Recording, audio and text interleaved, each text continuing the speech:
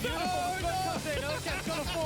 nice to come through the smoke. For a second, Burn turning up, looks for a third. Oh my goodness, oh, we're seeing it! Look, this man unlocks another ace. Burn picks up, oh no. Strax, oh, the one tap. Do it. 1v1. Lord, I am absolutely loving this.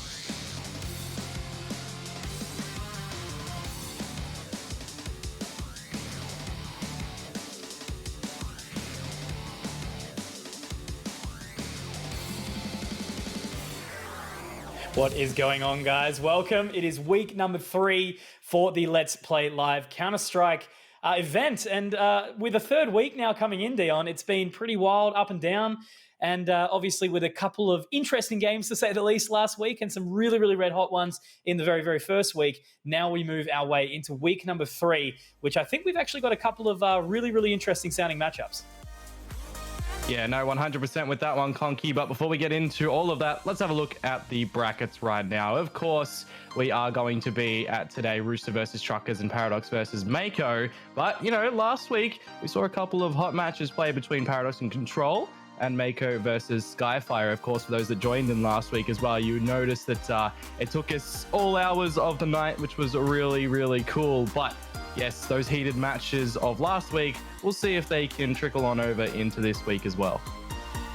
Well, of course, you know, that's the main thing though, isn't it? The teams that do go out don't quite go out. They will be able to duke it out into the lower bracket, which will be next week. But this week, as we mentioned, of course, a couple of really red hot games, the winners bracket, which we will be heading through. So the first one being Roosters versus the Truckers. And then, of course, Mako, got to make sure we get that one right this week, versus Paradox. So I'm really entertained at both of these matchups, to be quite honest with you, Dion, because Rooster, they're obviously, you know, the hottest team in the region right now in this competition, I would so say.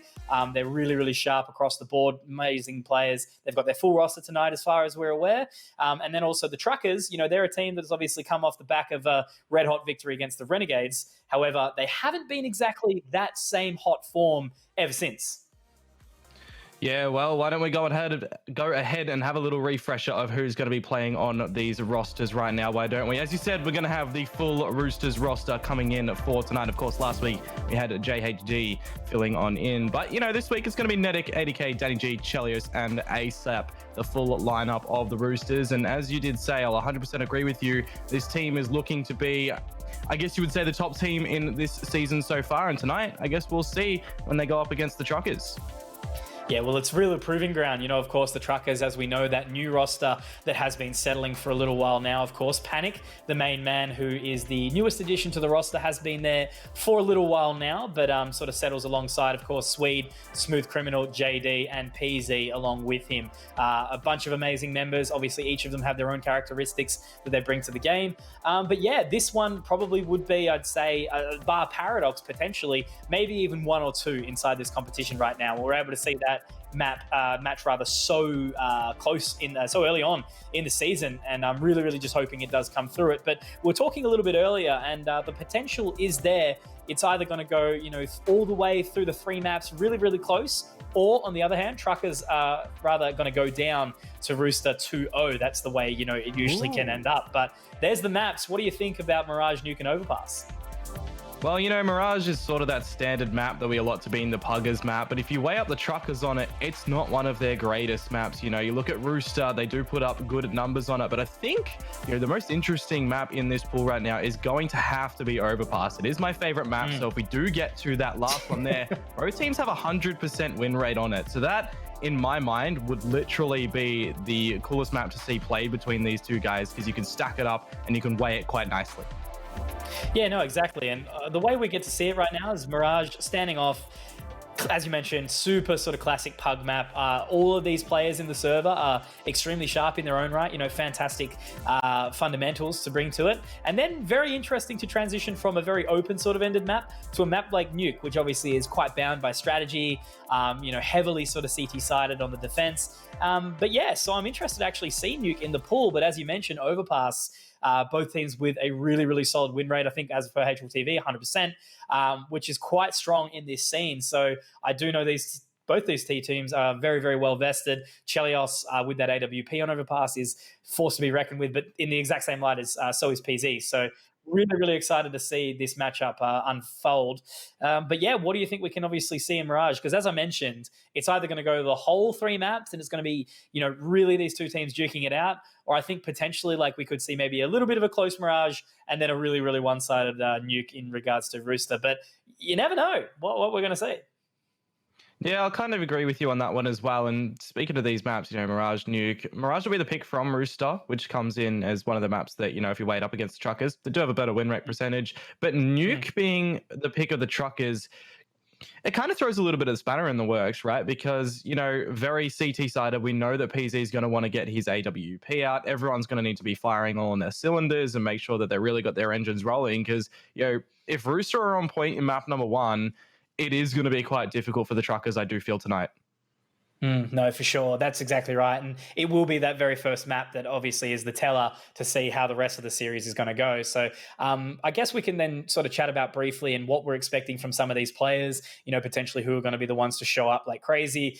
Because my eyes, of course, has been primarily on Nedic, I would say, from the Rooster roster. And then on the side of the Truckers, obviously, I'd probably put up, Panic. There's sort of always a little bit of the pressure or the expectation, I guess, there for a guy that's been around for so long. He's played internationally. He's played on a number of national level teams in, various different rosters as well over the years. So like probably the most experienced in this server, I would say right now. But with that being said, I think it's actually sort of, along the lines of your Smooth Crims and your PZ that are really the players to keep an eye on the Truckers, especially on a map like Mirage where, yes, I guess rifles are heavily favored. The AWP still a really important factor, especially surrounding that mid control. Yeah, I agree with you.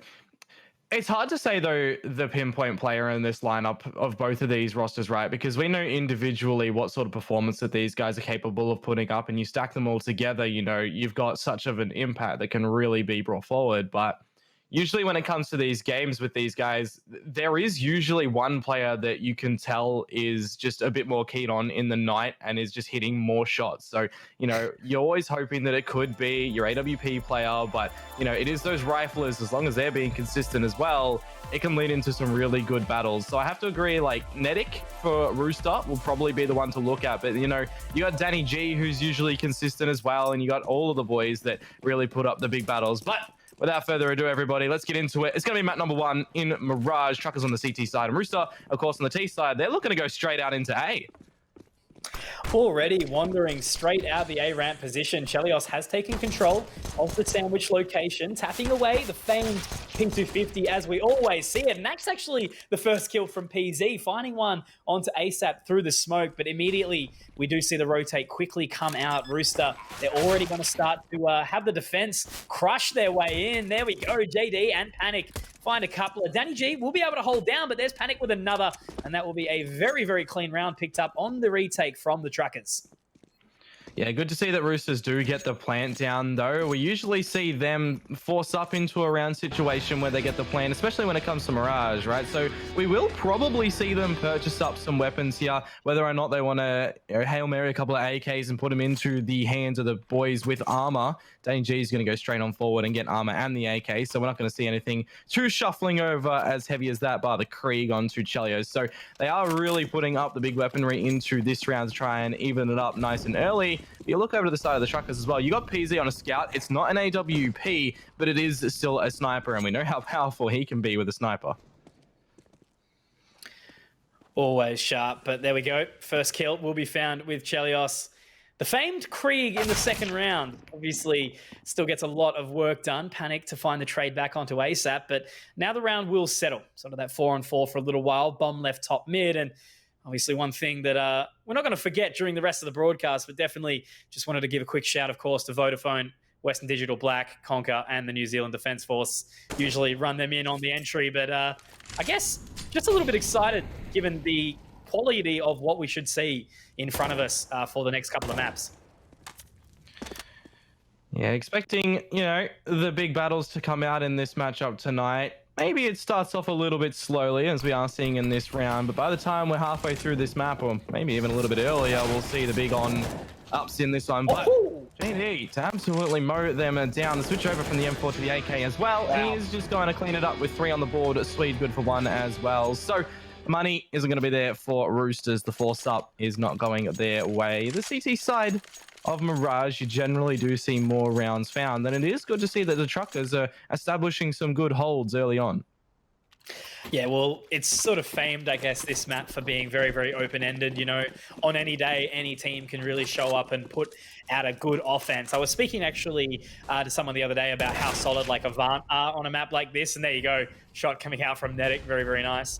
But like, you know, you'll see some of these greater teams really like almost play it differently, because at the lower level of sort of, you know, that Division 2 CS, Mirage is wild. It can go any way. But then obviously once it starts to move up, there's a little bit more strategy, a little bit more fluidity. And it is very famed for that exactly, you know, that it can be any side favored at any point in time. But as you mentioned, typically CT-sided, so very, very important for the Truckers to get as many rounds as possible. And if they go down to the pistols like this, you know, a bunch of deagles to be brought through, Roosters going to be able to buy into the fourth regardless. So very important for them to hold on to this defense now, as it looks like they're going to creep out towards A. And the scout is going to tag Panic up just a little bit, but a healthy amount of HP to still force a battle right now, though. There's going to be no damaging utility on the assistant variety. But look at this, Roosters are starting to get some damage known with this weaponry. The bomb will go down in a 5 versus 2 situation, and I think at this point in time, the Truckers, they're just going to save.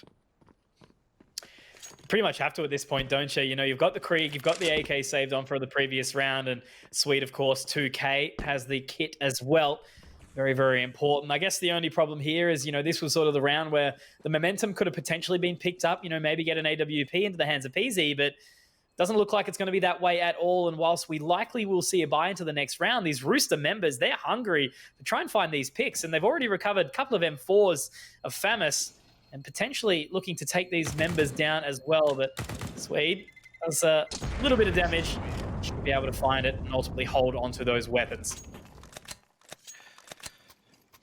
Yeah, well, this will be an interesting decision for the Truckers right now. You'd expect the force up as well. We know that there's not going to be an AWP in the mix for now, so PZ at best, you know, an M4, a Famis at this point, weighing up the money for them. So we'll see what's going to happen. Another kit, a couple of kits being purchased up. So it's not the worst purchase in the world to come out. You know, you weigh it up still against the Rooster squad right now. Danny G on the Famis, but there's a lot of utility for the Truckers right now, and that can really bait out the presence. Oh, the Roosters, sorry. A lot of utility for them. It could really bait out the presence of the Truckers. So Smooth Crim on the scout, still good enough. Good enough position.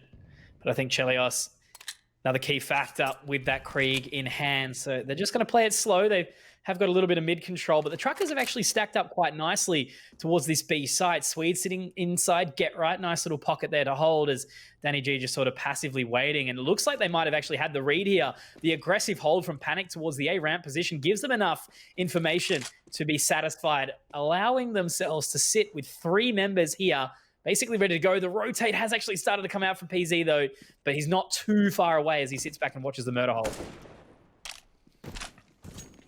Well, JD jumping up. We'll see all of the faces of the Roosters exchanging a good old nod. And Chell, he's just going to rip his head not right off. Lead ASAP also good for a couple of picks. But this is where we'll see Rooster most likely look to hold on the site. Smooth Trim, Panic, the choice. Do they go for it? The flank is starting to happen from Panic up through short. And you would also expect at this point in time, ADK to be aware of the possibility as well. Yeah, no, making a little bit of progress up that short position now, but the difficulty is he has so many angles to watch. He does know there's one member inside the apartments, and it might actually be a kill found by Panic nice and early. One quick one found. Chelios also spotted in the middle of the side. This could be a massive play coming out from the Truckers here. Smooth Crim and Panic, a lesser buy, a scout and an M4, and I think they very well found the round here, Dion, as the defuse will come through. Phenomenal stuff there from the Truckers, and there it is. I was waiting for it. You know, as I think we brought this up in the first week, but Panic doesn't have the music kit on. Like his audio that comes in the game doesn't come through for him rather. So it's only us that gets to hear it. So it's a treat. That was very well done there with the scout in the end. You know, it didn't get any damage out. It was a USP, actually, to find the frag from Smooth Crim and, of course, Panic to find 2 there and getting the Truckers the round. Otherwise, you know, we would have seen the even Stevens 2-2, where now is where the battle will actually start to heat up. Roosters on the back burner, trying to see what they can do with the big weaponry. And of course, they got Chell on the AWP stacking up through A main right now. He's able to get out through the ramp. He will find Panic as well, but the information is going to be known to the truckers. Look at the Stampede that's rotating over.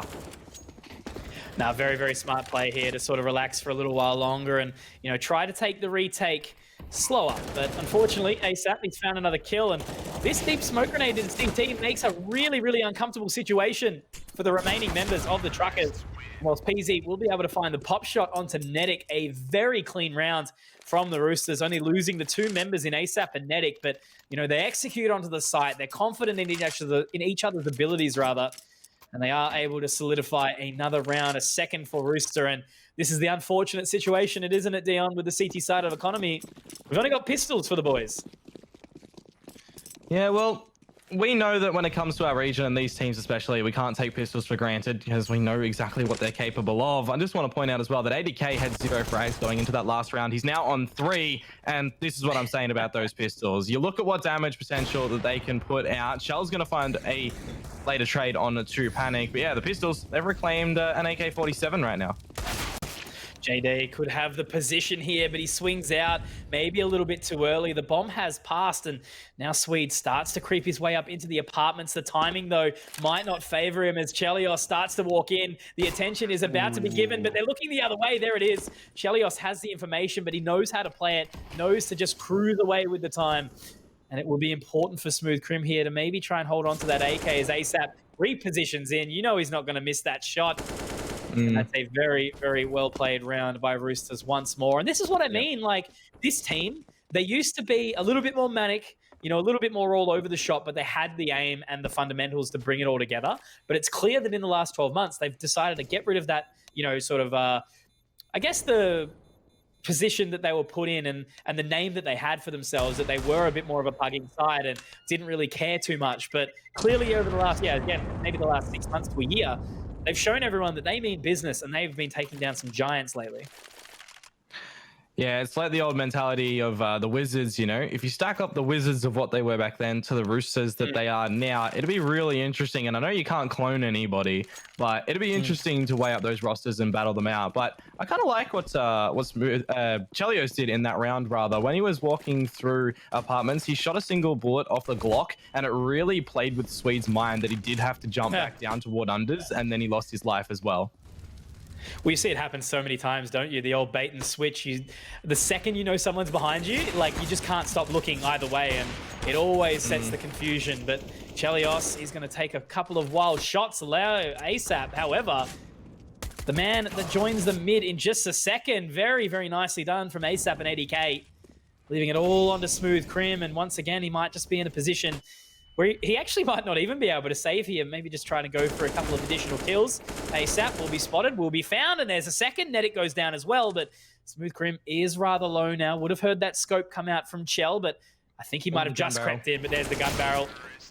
The spray comes through, Danny G will find it, and the Roosters, they take the lead with 4.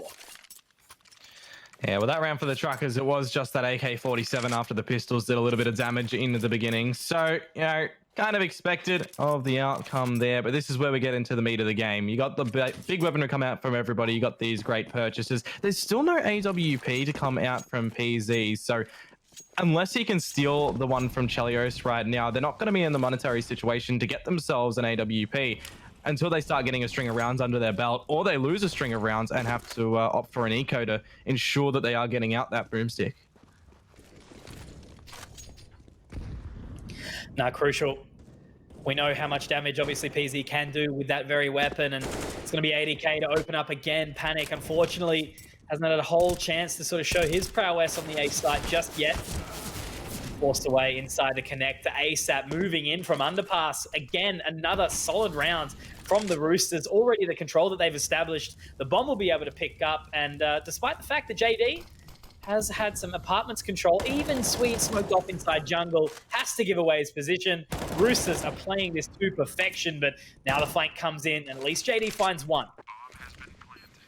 Yeah, well, the bomb will go down. There's no kits for the truckers anywhere on the map. Everyone was dry, so it's only 30 seconds for the take right now. And at this point in time, do you just opt for a save? You know that the Roosters has established themselves in these on the site. It's going to be quite difficult for them to hold off right now. PZ, some trickle damage onto ADK. We'll get swung. We'll find one as well as Nedic takes out JD. And it's just going to be young Pineapple Zip. No kit, no time. You'll have to save this M4. I do remember asking Geordie about where he got his name from, and it was something to do with like his dad's Xbox Live name or something like that, and it was to do with Pineapple Zipper. So over the years, he had slowly wedged its way back down to PZ, but we love him regardless. And I just remember he was that guy. So like, if everyone's aware, of course, there is the FPL platform inside Australia as well, and it's got 3 tiers.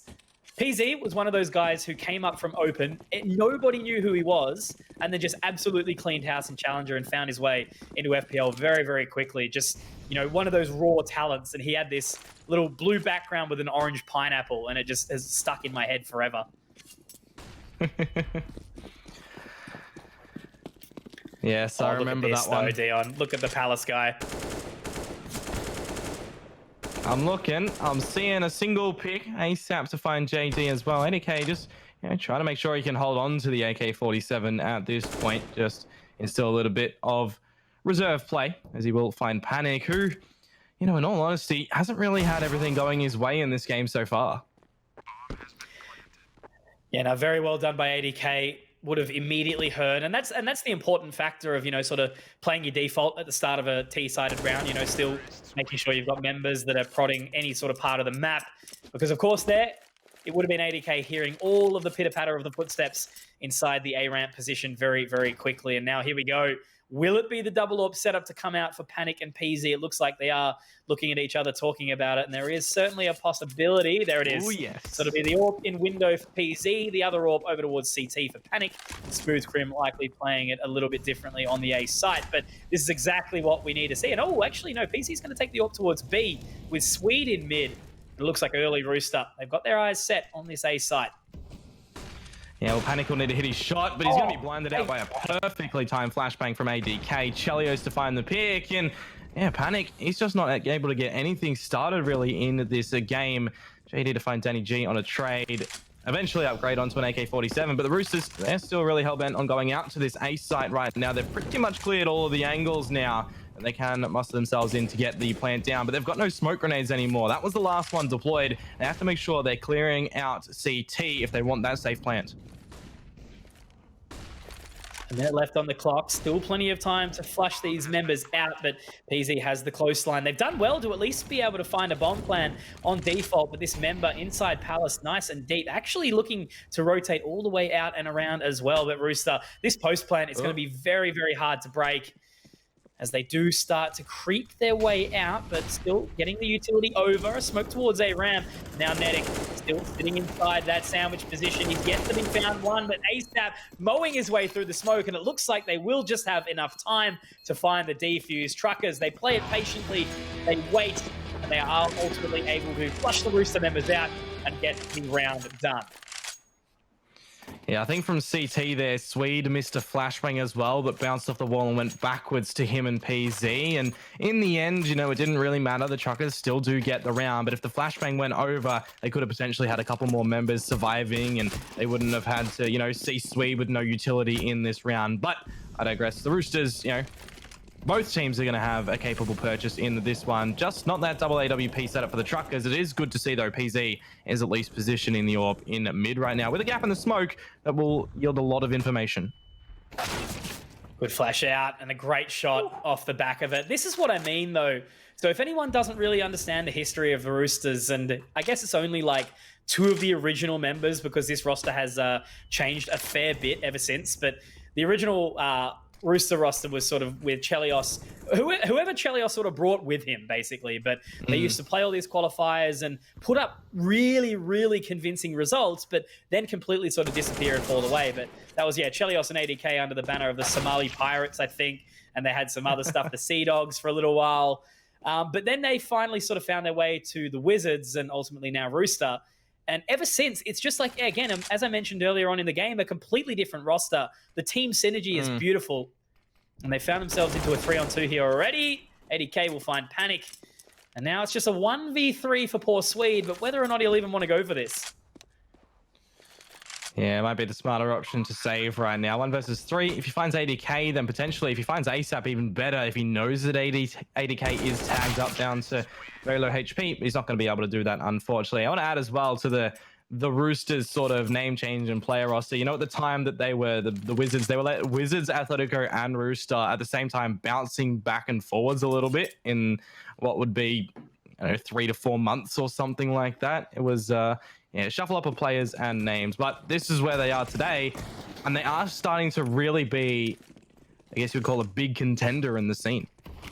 Yeah, well, they're a staple. You know, I sort of put them really, really closely up along the lines of, you know, the Chiefs, and also Paradox have been doing really, really well lately. The Rooster, they just always seem to stand out. Whilst they can't seem to take down the Chiefs, nor do they ever really break the mold. You know, I've seen them take maps in a best-of-3 series. I've seen them take these, you know, teams to overtime in these best-of-1s in like MDL and everything like that. Rooster, they are here to play. You know, they really match up well against the likes of Avant and Order, but yeah, definitely a home name, as we would say it, as ADK does find another kill for the team. Only the 3 members remaining here. Still certainly a winnable one, a Swede. That's going to be a kill found on to Chelios. And another one from Pineapple Zipper. Very nicely done. And that leaves both of these members split up. ADK on the flank will be able to find one. And now they need to aggress. They need to find their way into the side here. Try and isolate this position. But Netic, you know he's cool, calm, and collected in this round. Will PZ be able to find the shot? No. Netic showing why is one of the best players, if not the best, in this competition. Yeah, potentially you'd put him up there, at least in that top sort of 3 to 5. I will definitely say that. On the back of that round, though, Truckers, they're just looking for some sort of economic damage, which isn't coming forward because of the money that Roosters have behind them. Just looking for a bit of extra money on those picks going into this round, where they have technically conceded over the half now to Roosters. They'll be winning on the switch up no matter what. For those that are new to Counter-Strike, you play 15 rounds on each side. And if it does end up 15 to 15, we'll go into overtime, which is another world itself. But yeah, for now, the Truckers are going to try and, I guess, reestablish themselves into a close halftime scoreline, because usually we do a lot of the CT side to be the more powerful side of Mirage. Oh, this could be big here. A massive nade coming in. But no, actually, it doesn't go just as far as they might have wanted it. It went maybe a little bit too far. But Smooth Crimp sitting up on that balcony, yet to be cleared. Yet to be cleared, and he can do the damage. Netic's actually fallen to his death somehow. Not sure how that one has occurred, but it's all onto ASAP. And carnage ensues on this A-bomb site. Tapping away Smooth Criminal. I definitely think the enemies of Rooster has been struck by a Smooth Criminal in that round. And I know I made that reference in the first week, but look, shoot me. I can't stop it, all right? Hey, if it works, it works. If it ain't broke, don't fix it. Yeah, that's exactly right. Or get some duct tape and Smooth Crimp. That's a great nade. Must have heard my bad joke and just wanted to rub it in. Surprised that ASAP wasn't aware that the USP was tapping at him from Smooth Criminal there. Like, a lot of probably miscommunication coming through, because Smooth Crim did almost take the whole clip of the USP to finish ASAP in the end. But, you know, it's like the fact that you touched upon in the previous weeks. You never know what's going in on the comms for these teams as well. So the fluidity of the players, all of that, we have to, you know, just take it with the face value for what it is. Well, it's going sort of as I predicted in my mind, and that's what I mean. You know, it was either going to be really, really close, massively hotly contested on one side, and making it all the way through to overpass. And look, whilst it still might, just from the rounds that I've seen coming out from Rooster, whilst Truckers have had some really good retakes and being able to sort of defend towards the end of the round, Rooster, just the way that they're finding these picks and the trades have already convinced me that they're going to be looking to take this one 2-0. Not that that's going to happen. I'm not guaranteed by any point, but it definitely is looking like a convincing sort of position from them. So they've already going to lead out the half. Truckers have a chance here to find 7, and they put themselves into a good position with PZ finding that kill onto ASAP. But still, the round does have 35 seconds to remain. They are going to split towards A, but it looks like Truckers might actually be able to get the jump on them here. Yeah, it'll be able to Smooth Crim to peek out of Palace at the perfect time right now. As Chelios going to be aware of it, though. They're clearing out all the corners. They're knowing that no one is here on the site, although There's a couple of shots great that are flash. going into the win. Great flash. They are finding great picks right now. And as you say, the flashbang Panic actually blinded out his teammate there, which is kind of unfortunate. But Smoothcrim now gathering a lot of crucial info. Nennick to find Swede, and it is just going to be on Leon. But can he do it? Can he play the time? Could he even go for a ninja defuse right now? They don't know where he is. It looks like they're still jump spotting. Like they know it's a potential prospect, but Chelios, he's going to have absolutely none of that. Will eventually start to rotate, but they've still got members close enough that they will be able to hear this defuse sound. For anyone at home that doesn't know what's potentially about to go down, the smoke grenade will be planted, and typically sometimes you will be able to see members stick the defuse inside that smoke grenade. But again, Rooster, they continue to impress. They've got everything locked down. You know, they're not making any minor mistakes, which we do still see from time to time from some of these newer teams. But yeah, Rooster, they just continue to show that they are a force to be reckoned with in this region. And that round, despite being at a very heavy both HP and player disadvantage, they're able to just basically watch each other's backs, find the A site, and just pick apart the rest of the remaining members of the Truckers. Yeah, well, speaking of the Truckers, their purchase right now isn't the greatest. I think there's been some weapons donated as well if we do stack it all up. But as we do the entry point, Roosters, they are looking for double digits to close out this first half right now. They found their first opening pick. Swede getting pressured on the site as Panic does manage to find ASAP. No. Swede can't get anything done, unfortunately. The bomb is going to make its way over to B. Danny G finding a forward position as well to print out the receipts in market. Smoothcrim and Panic to see what they can do with no kits, no utility, and now no Smoothcrim. What do you reckon they sell in this market? It's been cleared out. Currently nothing available, but I've always wondered. Well, if you ask me that question when we do see Mako later tonight, I think I would say sushi, but I don't know. Seafood, mate. I don't know. Maybe some calamari? Who knows? Oh, maybe some chicken. Dude, what? Where are we going with this? Who knows? I have no idea. That's what it's meant to be, though, isn't it? Let's just put it in the trailer and send it on the road. Hit the road, Jack, and don't come back. Alrighty. So the half is done. And of course, that will leave us in a position where the Truckers find themselves on the T side. We've got a little bit of utility to work with. The Molotov and smoke grenade in the hands of Swede. And then the flashbang for Smooth Criminal. And of course, PZ and Panic making their way down the mid-split, actually, taking that control. And now heading up Connector. That's very, very nicely done, the way they're looking for it. But immediately, ASAP starts to push onto the other side of the smoke. No fear from the young Perth fella. The soccer goalie knows how to defend. And on this retake now, as the bomb does get planted, PZ looking to find 3. That's an excellent round from PZ. The gush into CT, and then finding the shot to close it out. Now it's all onto ASAP, but JD's already inside the window, finding the final kill. And that is a much cleaner round from the Truckers. Maybe they mean business, showing their attitude on the first round of the T side. I think a couple of these Roosters boys might need to go get some defensive training tips from the New Zealand Defence Force here, Conky. They've got a couple of NZ what's that boys website on again, that mate? roster. Can I have that link? defensecareers.mil.nz. Check it out. Attaboy. Make sure you do. Big supporters, of course, of the broadcast, guys. Without the lovely sponsors that we do hold, of course, there wouldn't be anything like we have this evening. The amazing studio over in New Zealand, which both of us have had the pleasure to be at.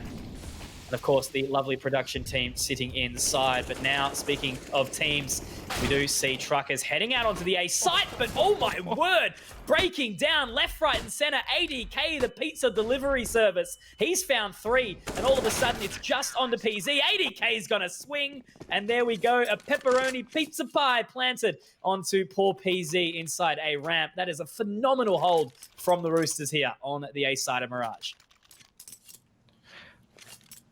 Quick defensive training. I gotta say, you get results pretty quick. I also love that you made the pizza reference there as well, because I did chop on over to Twitter and saw that that good old meme as well, man. The Roosters guys, they come forward with a great amount of They memes. ride it hard, don't they? Oh yes. And also for you whilst guys it might wondering, not be exactly G-rated. pineapple on pizza. Oh man, Yes. You Yes. can't be doing me like this. Nah, look, I won't even argue because otherwise I'll be put down because so many people do seem to like it. But anyway, defense once more held on towards this B side. The force has come actually in, but it's not going to be found at all. Not going to be found at all. No way they get their way here as ASAP, the only member to go down in the round, and Rooster, they are able to solidify 12. Very, very nicely done from the CT side. It's not really been a whole much amount of showing from the Truckers, unfortunately. They do find the pistol, but ever since, you know, they've gone in with the full buy, they've gone in with the force, and Rooster, they've just been one step ahead of the way. And as we move now into what is the 19th round, a creep into Palace from this T side. Will they net themselves any additional kills as there's 3 hungry members waiting on this A side? Well, ASAP's going to start off by finding 1, and this is just a massacre on the A site. First frag to last frag, not even a second done, and it puts Roosters on to round number 13. But done and dusted, the Truckers will be able to purchase up here. No AWP on the T side as well. You don't generally need one when it comes to the T side, but at this point in time, you know, if you are the Truckers, you probably want everybody on their most established weaponry, and although they can't afford it, you know, we will see all the AKs right now, a bit of utility to play with, but if they don't get this round, it's probably going to look to be over to Nuke after this. Yeah, unfortunately, it doesn't look like there's a whole bunch of panic at this disco by any means, but if they are looking to bring it back, they will need to make sure they find it this round here. So 5 AKs, and actually, oh, the disco's returned as he does find, well, he's in the production room, first of all, but there is also another one that is happening on Mirage right now as the opening kill is found. So it's always a nice entry, good position to find themselves in. Obviously, only needing 3 more Rooster to close out this very first map. 16-6 would be certainly an interesting way to start off this series, Dion, but as you mentioned, of course, it was Roosters' map pick of Mirage, and we do have to go into Nuke. So whether or not, you know, I actually do like, I've got to admit, Truckers, they've been picking the brain maps, haven't they? And I do give a credit to Swede for that one. Yeah, you're not wrong when it comes to that by any means. You know, it's great to see that they're not coming out with the Pugger maps. You know, what was it last week when they played Downfall? They picked, I think they picked Mirage, and then Overpass was also the deciding one. But anyways, we're in towards the B side right now, where it's starting to look a bit more balanced again, a 3 versus 3 scenario. But the Truckers, they'll definitely need to try and hold off this site, and that's when their brain power will really need to be called to arms. Great hold.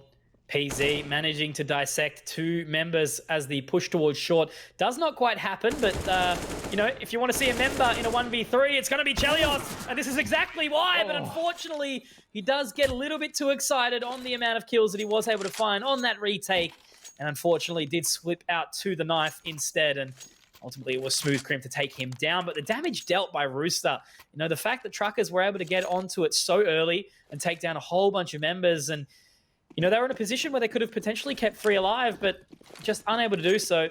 And that means that Swede, he'll be onto the Galil here. No utility for JD. And Rooster, oh, Chelios actually misses the mid-jump, which is very unusual for him. As PZ will capitalize on that, taking him down, and that is the star AWPer already out of the server in the early rounds.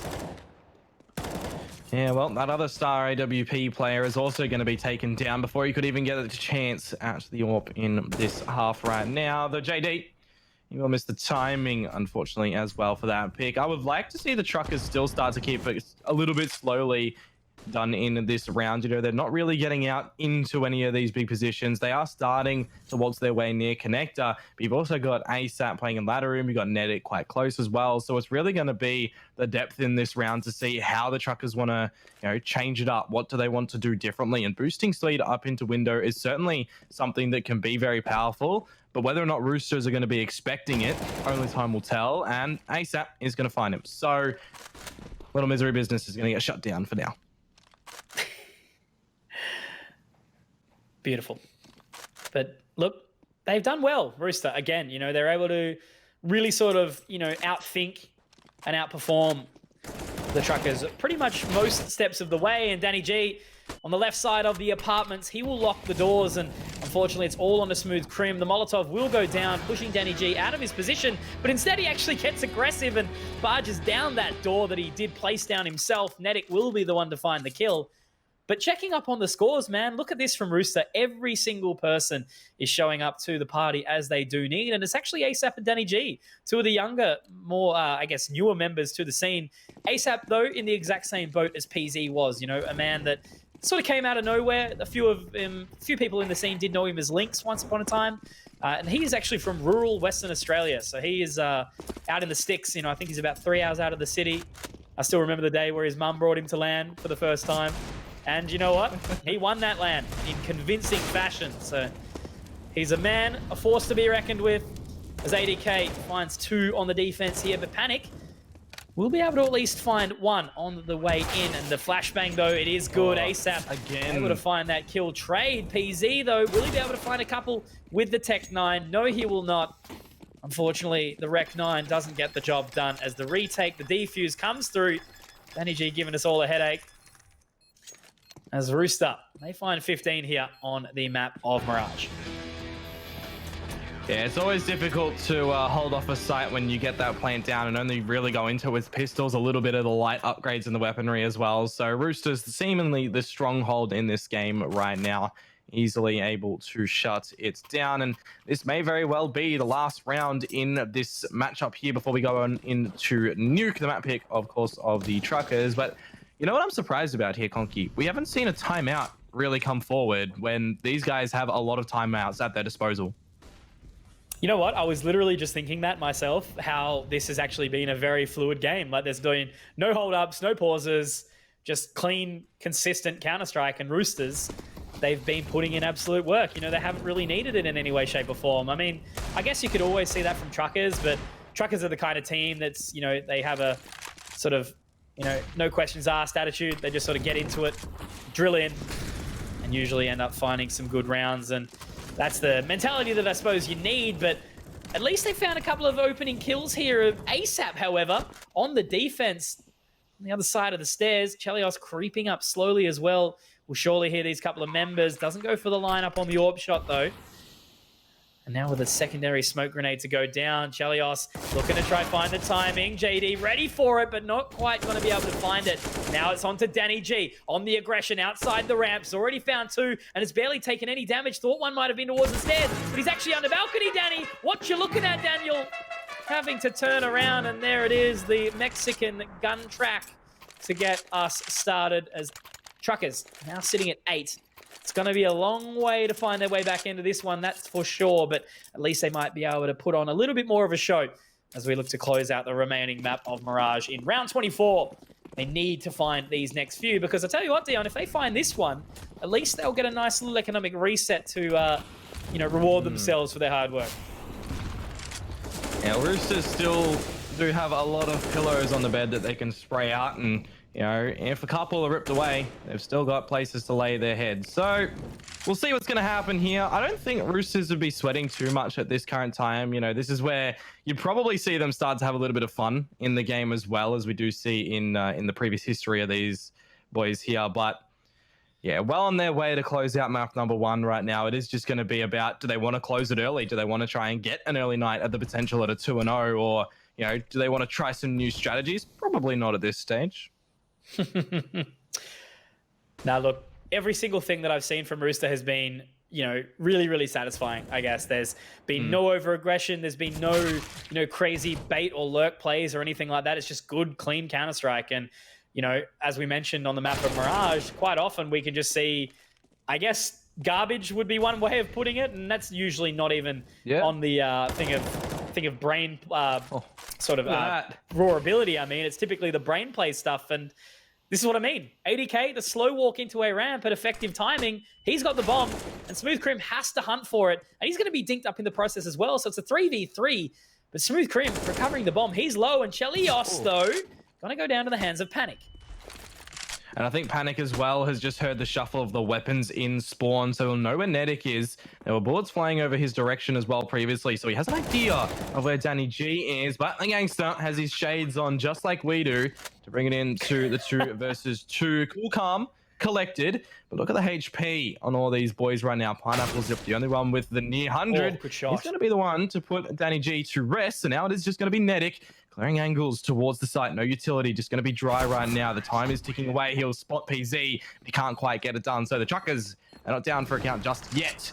Round number 9, but still a ways to go. Very, very nicely done from PZ there to find 3 in the round.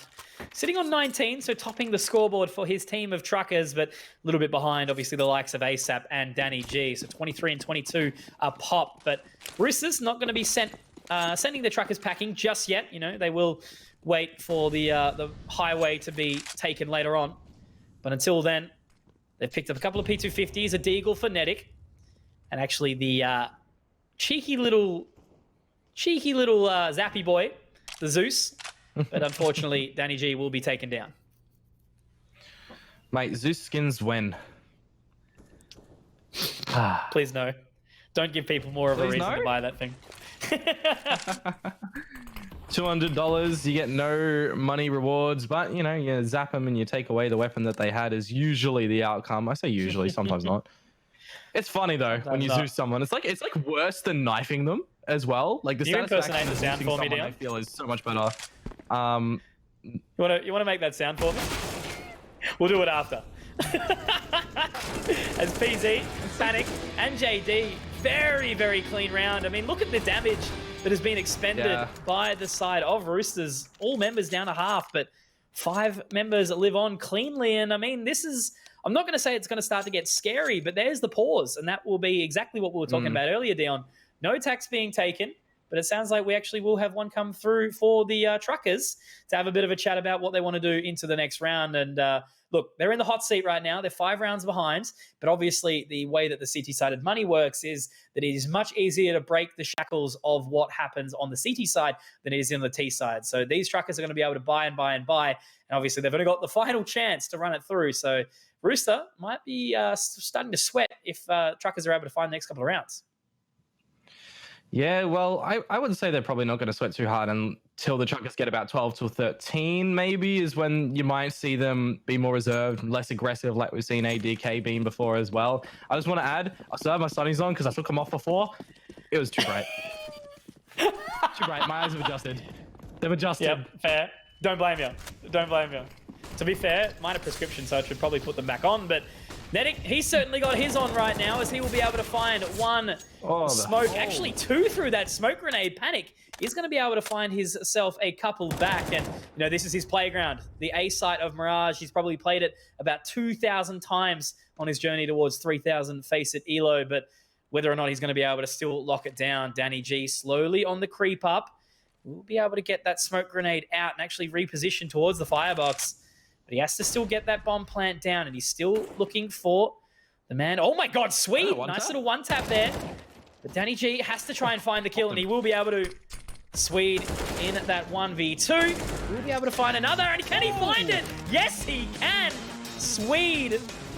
And what is that? I've actually not heard that music kit either. Is that I've you? not heard that. No, neither. Maybe? Help? That sounded Help? weird. Hello? Does it even exist? That would be a classic Swede thing, though. Doing something that like nobody does, just Swede things, you know. Just to be different. Yep. Just to stand out from the crowd. Monkey see, monkey do, you know. Give Swede banana, and he will be happy. Take us back. Oh man, when these guys have their trucker names on, sometimes it's just so hard to remember who's who. Oh, yeah. Look, I still remember the first time loading into the server. It was actually with you. And you had to like brief me of who was who. Truck and stuff. Yep.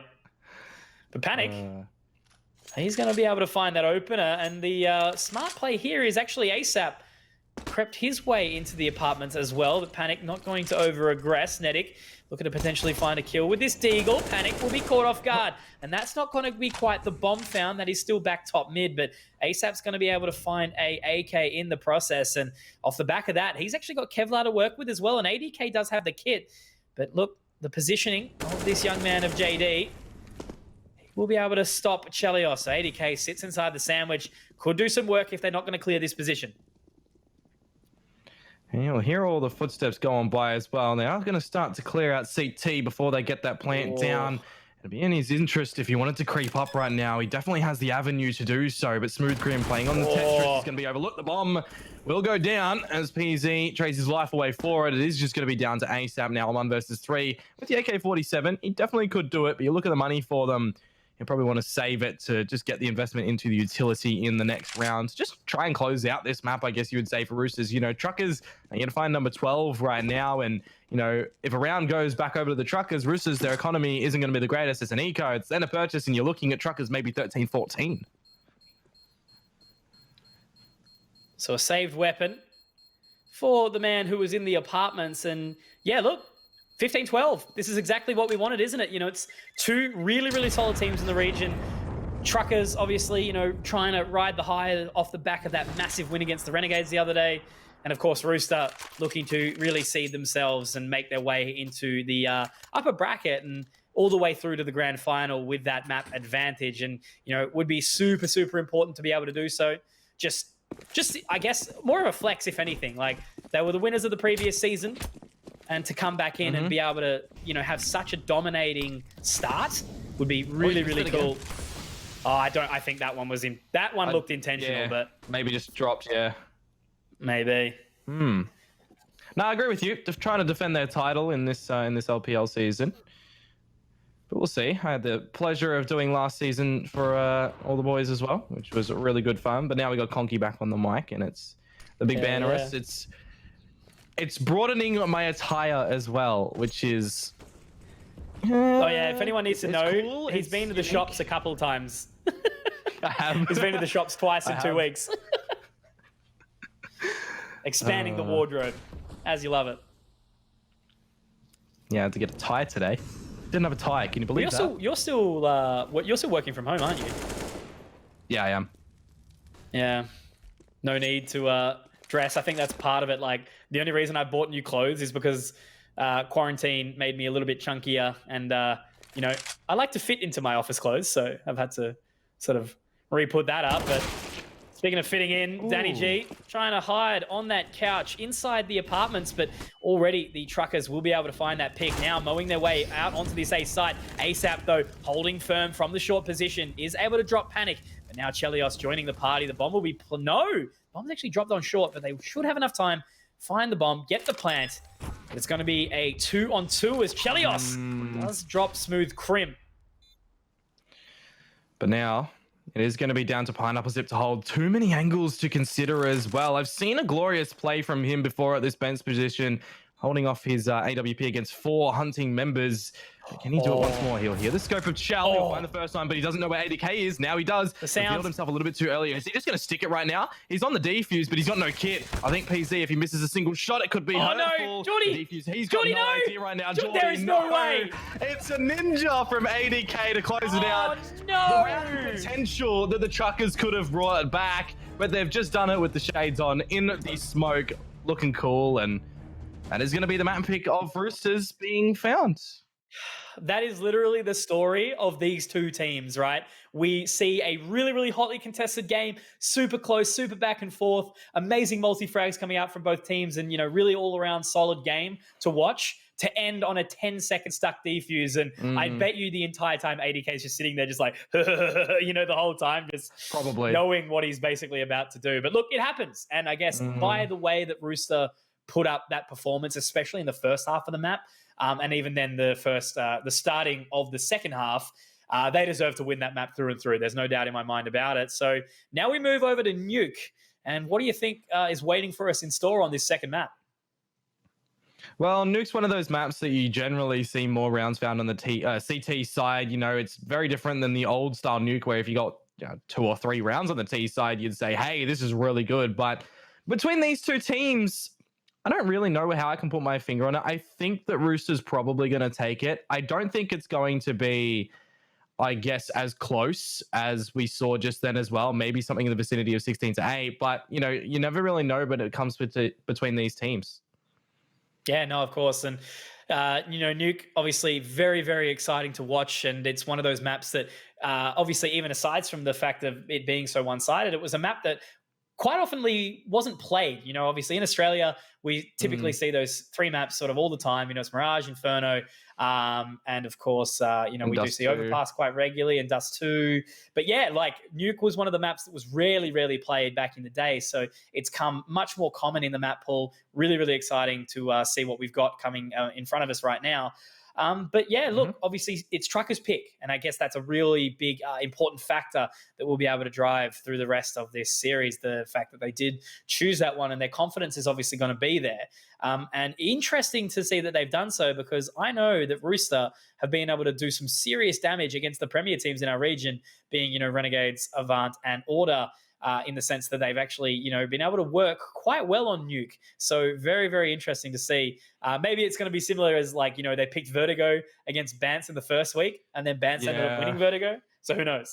I was gonna touch upon Vertigo. It's one of those maps that we're starting to see a lot more teams be comfortable picking now, which is, it's good and bad as well, because when you think Vertigo, it's not sort of your standard Counter-Strike map, and it's just weird to me. I feel like it's really pushing the boundaries of I guess a standard Counter-Strike match that would be played. And I love that people just they call it what is it, Bomb Site A as the map name, because you hardly go to B. Yeah, pretty much. No, but I guess, look, Nuke, you know, let's have a brief chat about it. Obviously, you know, going into Overpass potentially for that final map, and with the maps being much closer, you know, the way it did go, I actually sit here thinking that we could potentially be seeing that third map. And, you know, I really want to see a series like this go the full length, and it'll sort of really seed what we're going to see in the rest of the tournament, I guess you could say. But I guess, yeah, look, we'll break that down a little bit more as we run into the map. But let's sort of chat about, obviously, what we saw on Mirage. You know, I'm really impressed with the way Rooster were able to keep their composure through and through the entirety of the map. And that's what I mean. You know, I raised it mid-map, but Mirage is typically one of those maps that isn't played in our region with a whole lot of tact. You know, it's always if you have a queue for a match, you know, it just feels like it's always going to end up on Mirage. And it's just so, like, random what actually goes on. You know, you've got people pushing at you from all different angles. You never know what to look at. So the fact that we saw a much more structured map in the previous one that we just witnessed was actually quite refreshing, I guess you could say. Yeah, no, I'll agree with you. If it was the scoreline that was like 16-8 in that game, I think I would have been a little bit more disappointed of, I guess, the overall flow and feel of that map there, because, you know, whilst we got to give credit to Rooster for playing it really well, we know what Truckers are capable of doing. We've seen massive performances from them before. You know, the big one that is on, I guess, everyone's mind right now will be the toppling of the Renegades in a 2-0 fashion, I might add. So I guess, to agree with you, potentially, I would love to see Overpass be played between these two teams. When it comes to Nuke, I just have a feeling that, you know, Roosters will probably take it, and I don't know, I think it might be clean. Yeah, no, look, if we obviously do end up on that map, I mean, we talked about it at the very start, what we'd expect to see. And, you know, the primary factor being, of course, Chelios and PZ. They're both AWPers that do, like, a little bit of aggression, but they don't overstep their boundaries at the exact same time. You know, they don't just throw themselves in these really silly positions. There's usually some tact behind it. But typically we see both of those players play around that mid and connect area. And Chelios, you know, being one of the best in the entire region of what I've seen him be able to hold on to that A position.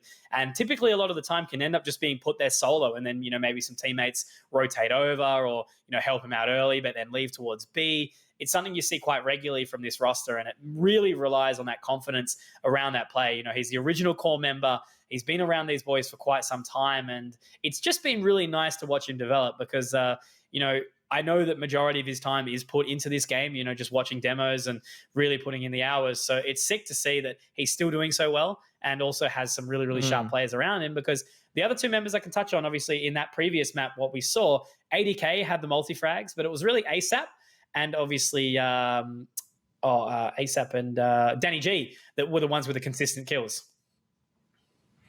Yeah, I agree with you. And I got to add that ADK had a lot of aggression down towards A and yielded a lot of early information as well that really did help the team. Like when he dropped the bomb in through A main, that was pretty much the round in itself. You know, the truckers need to first get back through the site that they should be holding and getting that plant down to just contest to be able to win out the round, which was, you know, really well done by ADK there. But yeah, there's so many players that you can pick out, you know, from the different rounds who did what really well and who didn't do it too well. But it leads for a really, you know, solid conformity around the structure of the teams and how they're going to be playing in the map of Mirage. Because, you know, we touch upon Mirage, right? We'll go back to this one before we slide on over into Nuke in a few minutes. It is generally that Pugger style map, and you would usually teams taking a lot more rounds with the Pug attitude as opposed to, you know, the full standard executes and everything, because it's just what type of map it is. Yeah, basically. But no, it was cool to see. You know, there was a lot of mid control taken. You know, there wasn't a whole lot of like hard running up mid or anything silly that we do see from time to time. You know, they were managing to play it with a whole lot of tact. But as we do wrap up Mirage, we are now making our way into Nuke. And I'm just excited to see this map. Probably even more so excited to witness what we might now than we did in Mirage. So will it be the Rooster 2-0 or will the Truckers take their map pick and bring it to map number 3 and make Dion very happy on Overpass? Yeah, I would be happy. Let's be real. But here we go. It is the Storm out through Outers right now that actually is going to waltz its way straight up the ladder. PZ lucky enough to do that, but it's a little bit of a fake, a little bit of a ruse going down to the B site right now, and all that information was yielded as well as the bomb being planted down ASAP. I think he just denied the bomb from being planted. They had no idea, and he was already in through a decon, and the members are starting to fall as ADK finds one as well, and at the Megador, it's safely in the hands of the Rooster boys. Truckers, they might not be winning this pistol. Good hold. Very, very good hold. Quickly, the members of the Truckers do fall down, and Rooster sitting 1-0 already in the map. And very disappointing to see that Nedic didn't get any kills with those dualies, but he will indeed upgrade to the XM10. So something that's does tickle my fancy on the A-bomb site, you know, whether or not he's going to be holding on the top of the hut, as we do see the rest of the Rooster members pick up the couple of rifles and an MP9 for ADK, whereas the Truckers, they're actually going to go the clean save. And where are they going to be running right now? It looks like they might just try to get their way through the doors on towards this A site, try and get a quick plant. But typically, these kind of rounds are just a bit of a steamroll. As there we go. Oh, Nedic, he's going to make so much cash this round. Oh, my. Oh, okay. He's still alive, too. $900 per shot. Or per kill, rather. Not per shot. If you want to learn about investment, speak to Nedic, apparently. Yeah, well, he could even get an AWP out if he wanted to right now, which we know isn't going to be the case. He's going to be so comfy holding that weapon. And it is one of those weapons that you can bring into Nuke as well. It has the corridors available to do some damaging blows. You also, I guess, could see that on Inferno. But when you do think over to Nuke, you'd usually see a shotty up on top of the hut there, or maybe even over towards ramp room, you know, boosted up potentially is that position that comes to mind. Yeah, it's a very similar map to Inferno in that sense, isn't it? You know, it's got many more close quarters. A lot of the time you can see the members up very, very close and personal, just like, you know, similar to apartments. Obviously, you can push into lobby here, take control of ramp. Obviously, down on the B site, you don't have to move a whole lot. So those close quarters weapons can certainly get the job done. And, you know, when you're sitting up close with an AK up against a, you know, spraying MP9 or a XM10 shotgun, it can throw you off a little bit. But Chelios, he's not going to be thrown off at all. He's playing outside these smokes very aggressively, trying to defend, because the Truckers, they've instead actually gone from the old bait and switch. They're not taking outside. They're actually aggressing out towards A, and there it is. Nedic just stacking the cash left, right, and center. Chelios with 3. That was a clean, crisp round from Roosters. Mate, it's round 4 and he's got 10k to spare. You generally don't see that when it comes to CS, and now ADK is going to have that XM shotgun. Nedic's going to have an M4, well, now an AK. They're shuffling. You know, I kind of want to see an AWP pulled out early on this CT side of Rooster, and I know it is the pistols for Truckers, which is technically the sniper's biggest vulnerability in the game, but I still do really want to see the AWP and maybe a second one brought out as well, because, you know, one can lock down Outers and one could potentially lock down ramp, and ADK is going to have this It's gonna be XM10 gross. here. He's going to hear the push. This is going to be disgusting, you would hope. Where's the 2? He could have had more. He definitely could have had more there, but it's okay. He does find the 2. You know, it's going to be more money, more power to the sides of Rooster. Smooth Crim in a position of a 1v3. And I mean, look, you know, this is certainly a round that we can't count him out of. Seen him win plenty of rounds in this similar position. Will be sprayed out, spotted by the member behind the silo on the B-bomb site. And Enetic will be joining the party as well, dropping down those vents. And there's going to be a quick, easy kill for Danny G. There has not been a single spark of excitement on the side of the Truckers right now. But in their defense, this is the second round that they've got the real opportunity to show what they've got. And PZ picks up the AWP. We are not even going to see an Probably AWP not, just no. yet either for Roosters. No, it's going to be the AUGs instead to hold those distances. And as you mentioned last week, you know, a weapon that we don't see a whole lot nowadays, but still can certainly get it done. You know, it's more of a tapping weapon as opposed to a spray. And oh, I love this, Chelios. You'll see quite commonly, it's actually people that jump on the AWP that get into this this position early on in the round, into secret. Yeah. But now it's Chelios with the rifle. Well, one person that comes to mind on Look that at is this. definitely Oh, Sterling. But look at no! this. Oh, no, man. Not like that. Yeah, as I was saying, Sterling done is one for of them those to players react. that you used to see position himself in the stairs there with an AWP. But this is good from the Truckers. They're starting to get something rolling on. They're trying to get their first round on the board, and in a 4 versus 2 scenario, pushing ASAP back from heaven, where they will have the sound cue of the flame ticks.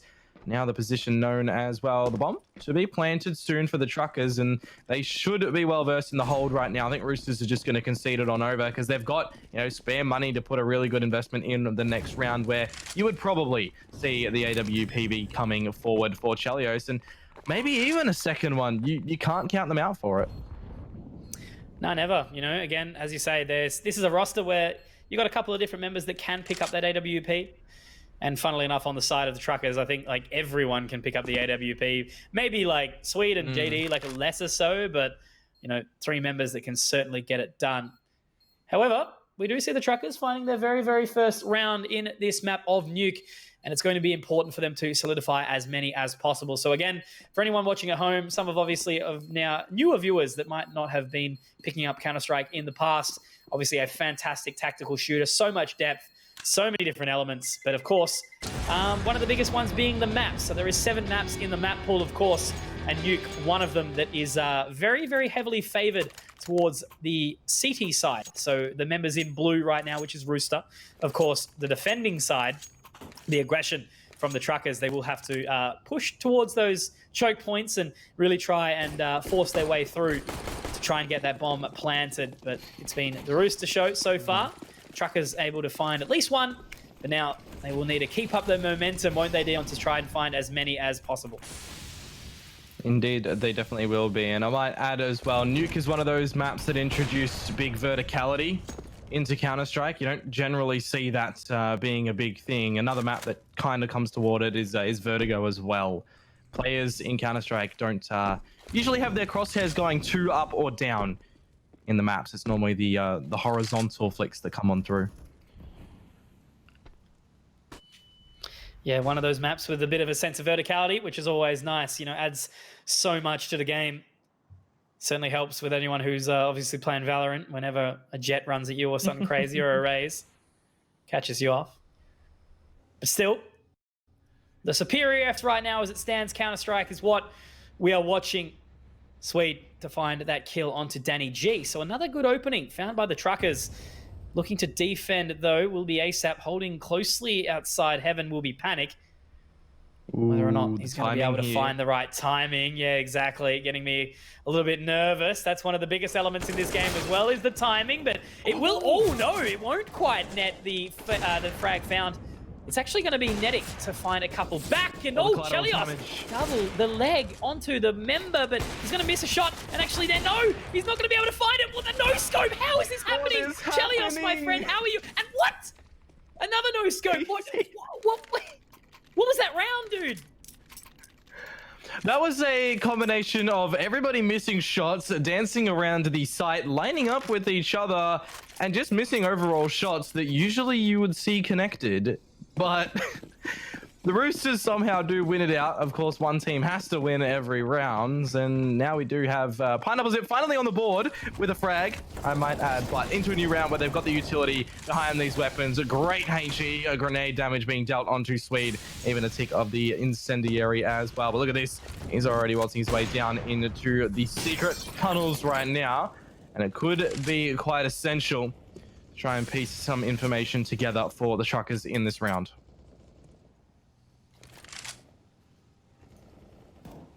Control of the secret position now established by the Truckers.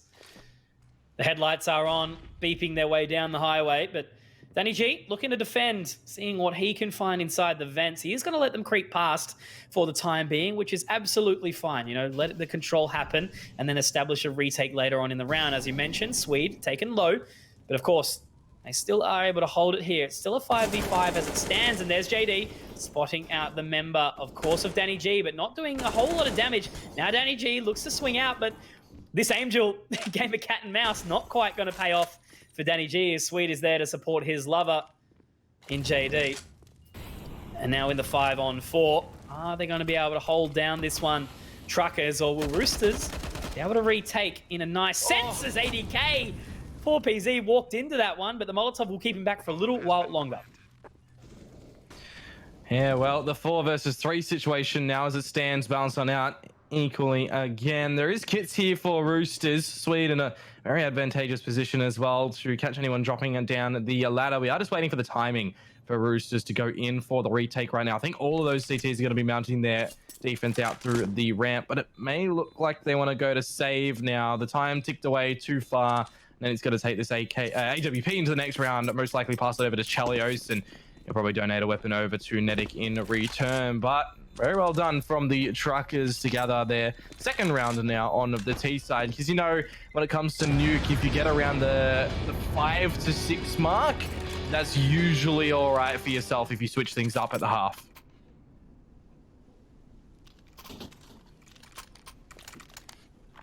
Yeah, 5 rounds enough to get a job done, but obviously you would like to have many more where possible. And with the Truckers solidifying their second round here, it certainly does give them a bit of a breath of fresh air, because the Roosters did start to establish that economy position. However, now they are just sort of looking down the barrel of that sort of, you know, couple $100 mark. And again, for anyone watching at home, if the money is down towards that $100 mark for the CT side, especially when they've been winning rounds, it does mean that they may very well not be able to buy into the next round, as they're not going to be able to afford the weapons that they need to get the job done. However, Nedic, he's got something to say about that. Sitting on top of the hut, does get taken low, but he will be able to afford himself 2 kills in the process. They have been traded back, but now with one member sitting inside the hut, that's going to be ADK.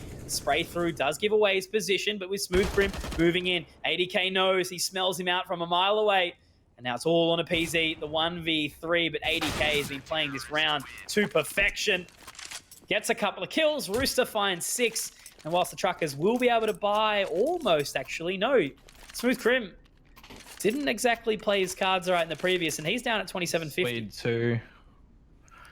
Well, they are looking like they're going to go for it here. Whether or not he gets a Scout or he gets a Galil as well. No, it's going to be just down to the Deagle with the armor to back it up as well. No foregoing over the armor in this round. But the thing being right now, Truckers, they can't really combine for more rounds than 1 in a row at the moment. Did he just leg Swede? Yes. I think he did. My word. Well, it's going to be Pineapple Zip finding the first opener in this round against Chelios, who did drop that AWP with his corpse as well. So this is going to be the range for Truckers to rotate themselves anywhere onto the site that they do wish to go to their heart's content. But look at this timing. ASAP, he will give away a sound cue. Panic will hear that, as well as JD. And they are starting to create themselves up, making sure they're just watching their behinds as well, making sure that the Roosters do not know exactly where their positions are right now, because they don't have too much utility to play with. So look at this. ASAP, he'll spot the first one. He doesn't have to spot the other member? Player through the stairs. No, I don't think Panic's been spotted out any which way, but there it is. Now they know a man advantage for the Truckers. Well, that's the thing, isn't it? You're never going to expect 2 members there, and with Panic sneaking away, not exactly someone who you actually miss. Sometimes a sight for sore eyes, the Gremlin, but we love him dearly, as he will be able to find his way onto the A site now. 1v2. they're going to be able to find him out quickly. 35 seconds remain, and ADK is giving away his position as well. Might be worth trying to creep his way into the hut and try and find that kill, but Danny G yet to spot him too, so Panic should be able to actually find the bomb plant here as ADK's rotated away.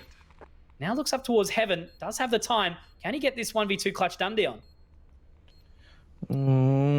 Danny G's head is so close to being ripped off right now. ADK, you could allot it and assort it in the same category, but the flashbang goes through. Actually blinds out ADK, which isn't promising. Oh, he's done it! Opportunity. And there go the sirens. Panic. Clutching it out for the truckers, and I guess for a little bit of a unfortunate circumstance from ASAP, you know, he finds that first player in up towards Heaven playing from Hell, and he just didn't spot out Panic there, who in the end gets the 3K to get the truckers the round. Very important round 2 as well, isn't it? You know, look at the money now for the Roosters. It's do or die. They've forced in. And if the truckers, despite also having a relatively ugly looking bye, they actually may be able to get this done and bring it to sort of that 6 potential round position. Because if we do the math, truckers win this, that's 4. The reset for Roosters, that should be 5. And then by the time we make their way in, it could very well be that 6-6. So truckers, they are in the hot seat now. And all it is just going to be overcoming these pistols, because if there's one thing Australians are absolutely atrocious at doing, it is winning against a force buy. Yep. You see it time and time again. I think we saw it at the second half of Mirage where was it Roosters Truckers got the pistol and then it went back the other way for Rooster. I think potentially. I don't know, my mind escapes me on that one. But the point is, pistols are powerful. So are shotguns in this game, it would seem. And Danny G is going to be with the pistol very close to the smoke as it fades away. JD may get the opportunity to find him and start off this round for the truckers. And as that smoke does fade, the flashbang leaves its mark on the floor. Time ticking away is the best opportunity for Roosters right now, because that's when they can cause confusion. Danny G confused himself. Now spot out to the right side. JD, certainly a bit of a slow game here, but he's finding a couple of kills. However, so is Netic. The headshot with that Deagle found, but they're yet to smell out ASAP. However, they've made the right choice, heading quickly down the ladder. And they will be able to get that bomb onto the B site. Very nicely done from Truckers. The change of pace, the switcheroo. And with this member sitting inside. Oh, okay, Chelios with the no-scope to send a Swede packing, but at least he was able to cause a bit of a distraction right now. Now heading down the vents, PZ will put him out. And that's exactly what we were looking for. Truckers, they do the un-Australian thing by finding the round, and Rooster, they will unfortunately have to go for the eco here. So anyone, again, trying to help everyone out at home. An eco round is, of course, a round where you void basically any decision to purchase, go for the save, and wait for another round. So it's not quite like giving up the round, but it's going at the round with much less firepower and less in the arsenal, just sort of hoping that your lesser equipped weapons can do the damage and find the round, but ultimately waiting for the save and going ahead another time as Danny G tries to be sneaky, but he's taken down. It's the opposite of 1 step forward, 2 step back. You know, you take a step back right now in hopes to get 2 steps forwards later on when you've got that big purchase up. So we'll see what ADK is going to do here. Apparently nothing. That's what you do when you got a Mac 10 running at you. Not a whole lot. Fear for your life.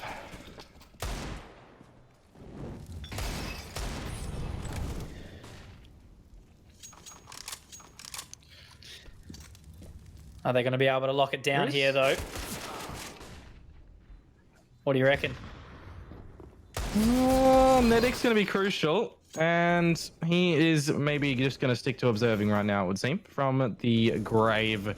Chelios, the last one with the Galil, that he picked it up from Sweet because he lost his life in the last round.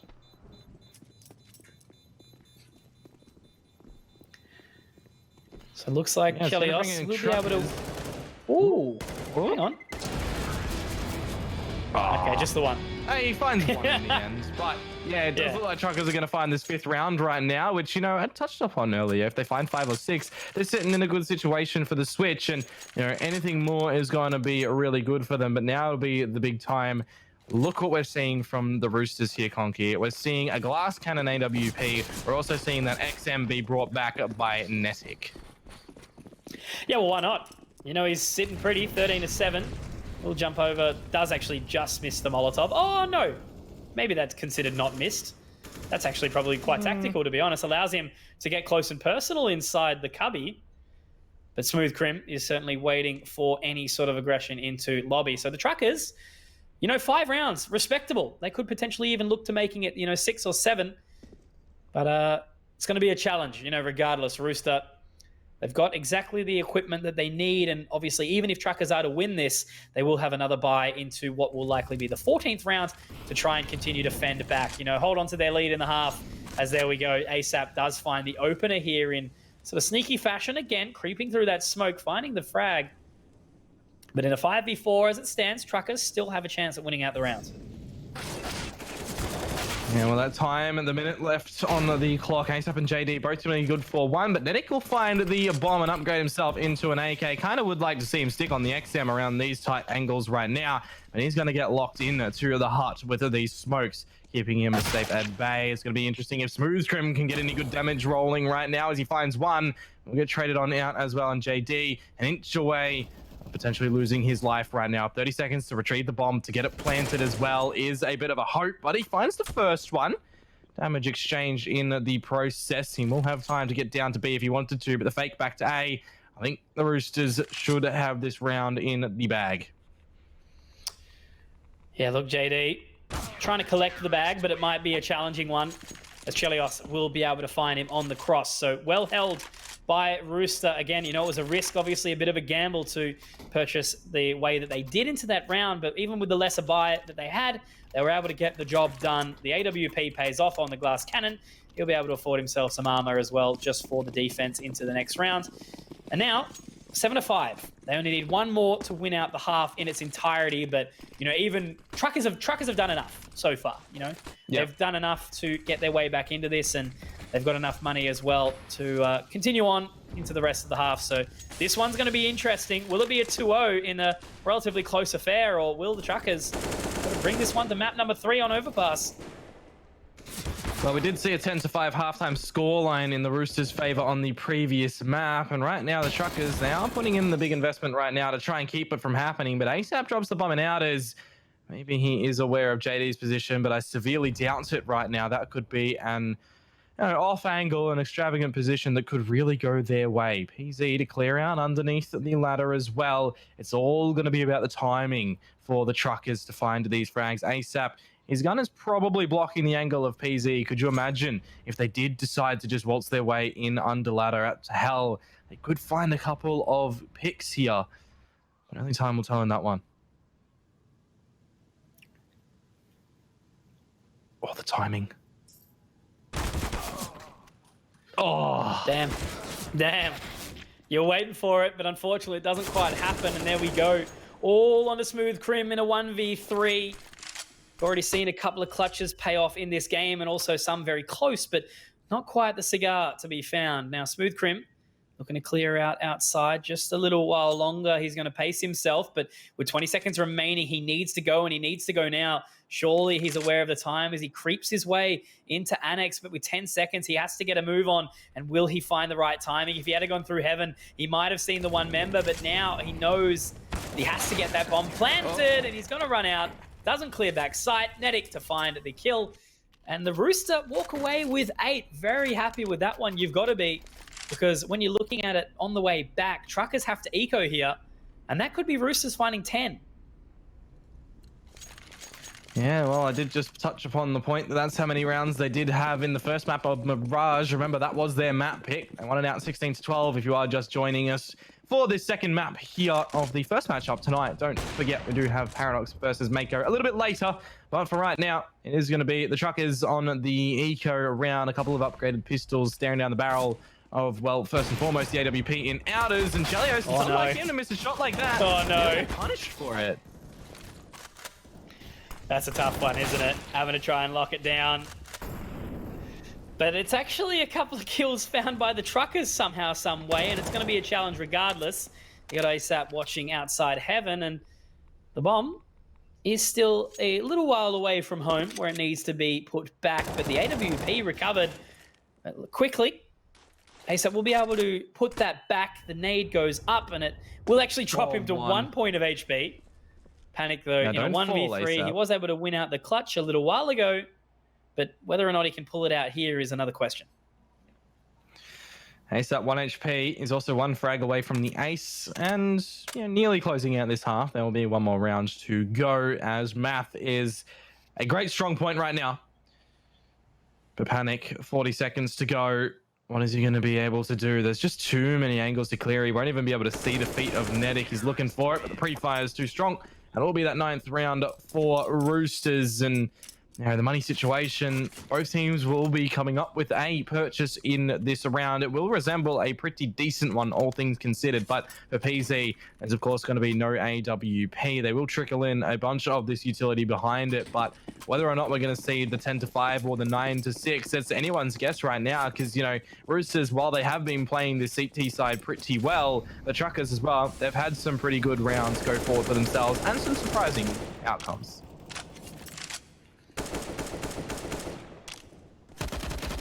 So one last attempt. Are they going to be able to find this 10, or will the Truckers put themselves in a pretty good spot? We'll have to see, but it will be Chelios to find that opening pick already, though. Smooth Crim just on the other side of the door. Do we have Danny G waiting inside the vents? The smoke grenade will allow him some chance to get out of the position. Now falling back inside Annex to join Danny G. And I just said Danny G was going to join himself. That's where I'm at, Dion. What about you? I'm trying to figure out how Badonka would put a hat with a headset. That's where I'm at. Hey, don't tell them. It's not comfortable. Don't tell them. We need to work it out. We need to surprise the viewers for the next one, Dion. Come on. Well, they'll see. They'll see. They'll see. They will see. Well. Look at JD right now. He's catching Danny G completely off guard to balance us out into the 4 versus 4 situation. But there's damage being exchanged in the ladder right now in vents. And JD will topple over ADK, but there's a little bit of confusion happening. ASAP, once again, he's been putting in the hard yards in this game. A 4K now into a 2K and dropping the bomb. Smooth Crim will be good for it.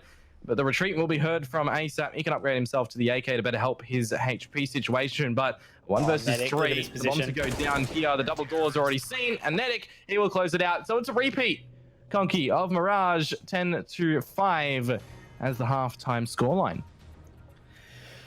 Look, very well done from Rooster, but of course in the exact same light for the Truckers. They did start off a little bit slow. Roosters, obviously, with a 5-1 start, I do believe it was, before we end up with the scoreline that we do have now. So the Truckers, did well to find themselves 5, but there was a few more that were a little bit closer that I thought they might have been able to bring it through for. However, it's not quite going to happen yet for them. So they need to really get a roll on into the next one. Really, really important, of course, of trying to get on that pistol, and then obviously the resulting rounds from it. But Roosters, what they're like, their aggression, they might be able to just roll off and make this one a very, very quick one, nice and early. It doesn't I just work, noticed. Man. I have to go get it doesn't mine. Work. It's hard. It's difficult. There's a Blues brother in the chat. I don't know how Badonka will do it. I don't know how Badonka does it. Make sure you tip that one for me, my friend. Nah, we've got to leave that to the professionals. I'm sorry. Very nice.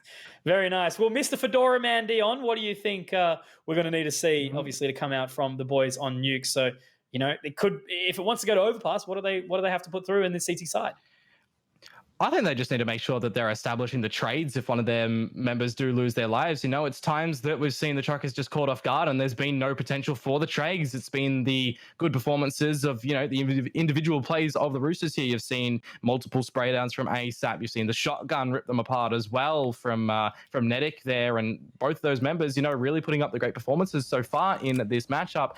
I think we really just need to see the Truckers establishing themselves with some picks. But if they do lose their lives, they need to get these trades. Go back to the basics of Counter-Strike.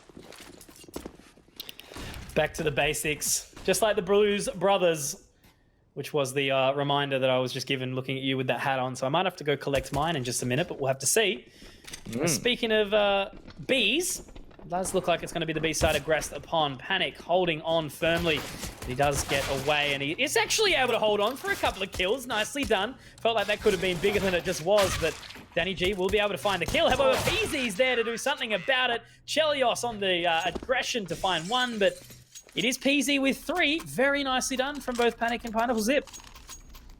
Well, a pistol round gathered will definitely help the cause of the Truckers to get back into this game, to start to make, I guess, their impact known, their footsteps to have a bit of weight behind them. We will see the force up for Roosters right now, even not getting the purchase down. So I think maybe every single time the pistol round's gone their way or not, they have forced up in this series so far. Loves the force buy. Loves it.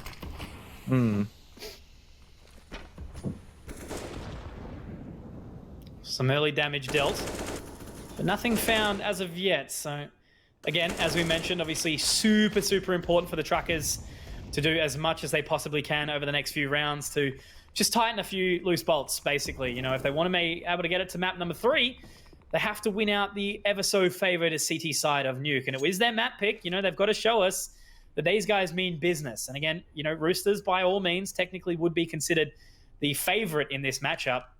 When you've taken down giants like Renegades in the past and, you know, also put in work against some of the other premier teams in the roster, you really have to close it out and get it done. But now Panic holding firm. 1, not quite the second, though. Nedic will be able to find that kill back, but now walking straight into the crosshair of PZ. Here we go. Couple of kills found with the Org, and now it's a 2-on-4. Yeah, well, they got 3 to close it out in the last round, and he's already found himself 2 in this one. Make that a 3rd as well. So the back-to-back scorelines, the big impact to come out from him. Danny G is none the wiser of any positioning, but he does manage to find Sweet and drop on down. HP is kind of workable as well if you do balance it all up. You know, PZ on 21, Smooth Crim on 46. The bomb to go down. They only choose to play from. The split up will be here for the Truckers. The bait of the sound cue from the double door opening as well. There's going to be a lot of angles starting to be cleared from the Truckers. AG will elevate himself up on the rafters as well. This could be quite good for him if he does pick it out well. There's the first one with Smooth Crim. 6 HP to spare. The defuse will come through as well.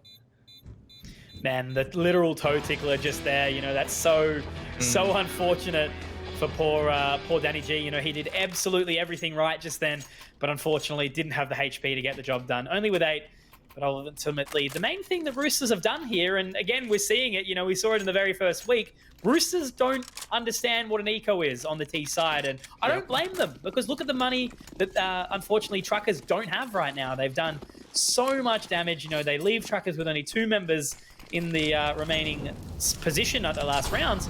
PZ with just the AUG, Swede picking up the Galil.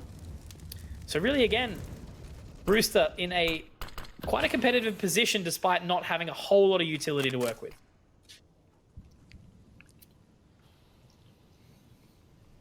Yeah, well, that's just the way the economy is in Counter-Strike at the moment. It's it can be severely punishing for the CTs and can favor out the Ts as well. So you do afford the Galils, the AKs right now. I guess the side for sorry eyes for Roosters is they've only got 2 flashbangs to work with, and when it comes to a map in Nuke, you really want your, I guess, your incendiaries and your smoke grenades, of course, to try and get into some angles, because they're going to have to fight these angles dry. And whilst ASAP does find Swede, there's going to look to be trades coming out from the Truckers, which was one thing that I touched upon earlier. You know, we need to see these trades coming out from the Truckers, and what have we just seen? A free kill found by the Roosters. No damage dealt on the return. And now JD does at least afford his teammate a little bit of extra time, but that Molotov going up is going to put them in a very, very uncomfortable situation. Panic is able to at least find 1 back, and he's actually found 3. Oh boy, he's completely turned around on his head right now. Will he be able to stop the planter as well? No, 80k does do it, but look at the timing. Panic has so much to get it done. He spotted out the noggin. Will he be able to find the swing? And yes, he will. Panic Room with the 4K to bring the team back into play. That is exactly rather what you love to see. My. And the Mexico comes out just for good measure. You know, I just read that it says taco truck on that, and now all I can think of is tacos. Look, I had a burrito bowl today, and it was very, very delicious. Like, actually, come to think of it, I did skip lunch today. I haven't eaten a single thing today. Dude, the boys in the studio right now will be able to support me on this. But all I can think about now is that Mexican place across the road from the studio. And if we don't get to go there, I'm gonna be so sad. Yeah. Mexicali, shout out to Mexicali. There we go. Excellent place.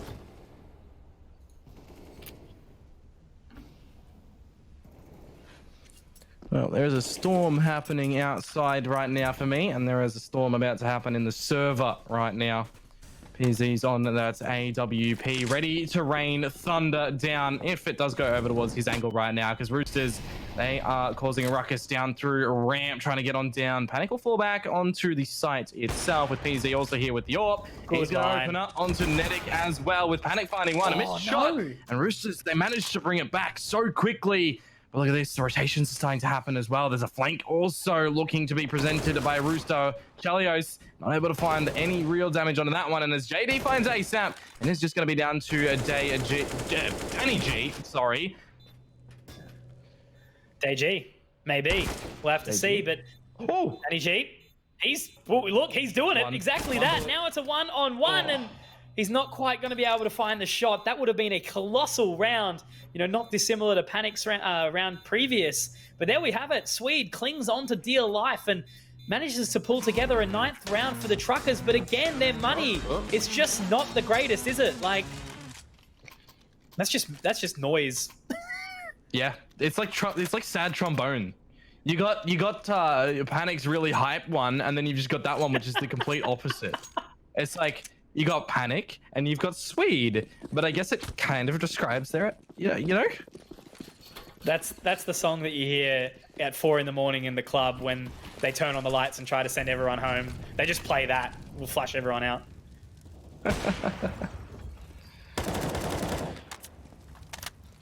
PZ again though. Finding that opening kill, very, very nicely done. Now that he does have the AWP, a little bit unfortunate. I'm just trying to think how he missed that other shot down on the B site. Maybe like a step at the last second. You know, that is classic CSGO if you've ever seen it. But the early opening pick for the Truckers is a very important one. You spoke about trades earlier on and how they haven't been able to find them. Roosters just so much better at what that has been during the course of both of these maps. But now the Truckers, with that early man advantage, it will be crucial for them to try and hold on to as many rifles as possible here, win through the round, and just keep Roosters begging because they continue to force. And if they are, unfortunately, unable to find another round, Rooster, they might be able to be held off, but this is exactly what we're talking about. However, look at the positioning from JD and Panic. Yeah, it could be really large right now. ADK just checking his corner as well with the plant to go down. Will be the cue time for JD to peek on through, and he's just going to escape after finding one. He's got the info. The PZ can peek up through heaven, but he misses the shot as well. Now it is just down to Panic, but can he make this his room right now? Can he hold the domain? He's not going to be able to do, as Danny G will execute him. And Roosters, they won't concede a draw in this game for now. They will once again get around on the board. You know what, Dion?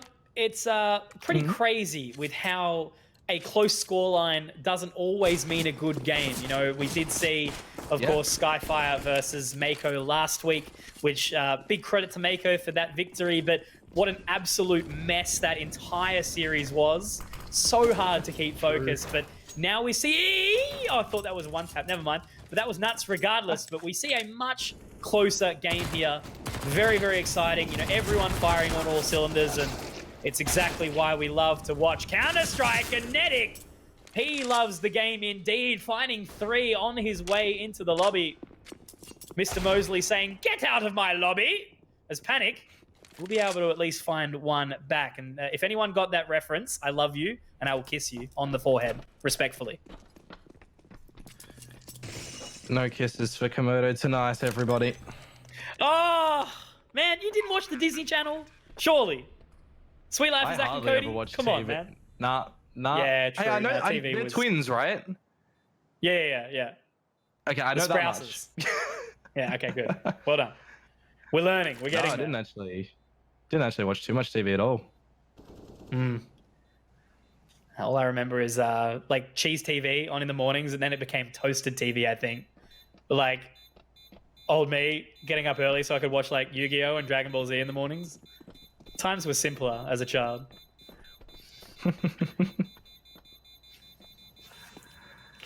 Well, and now we just watch anime as grown men, right?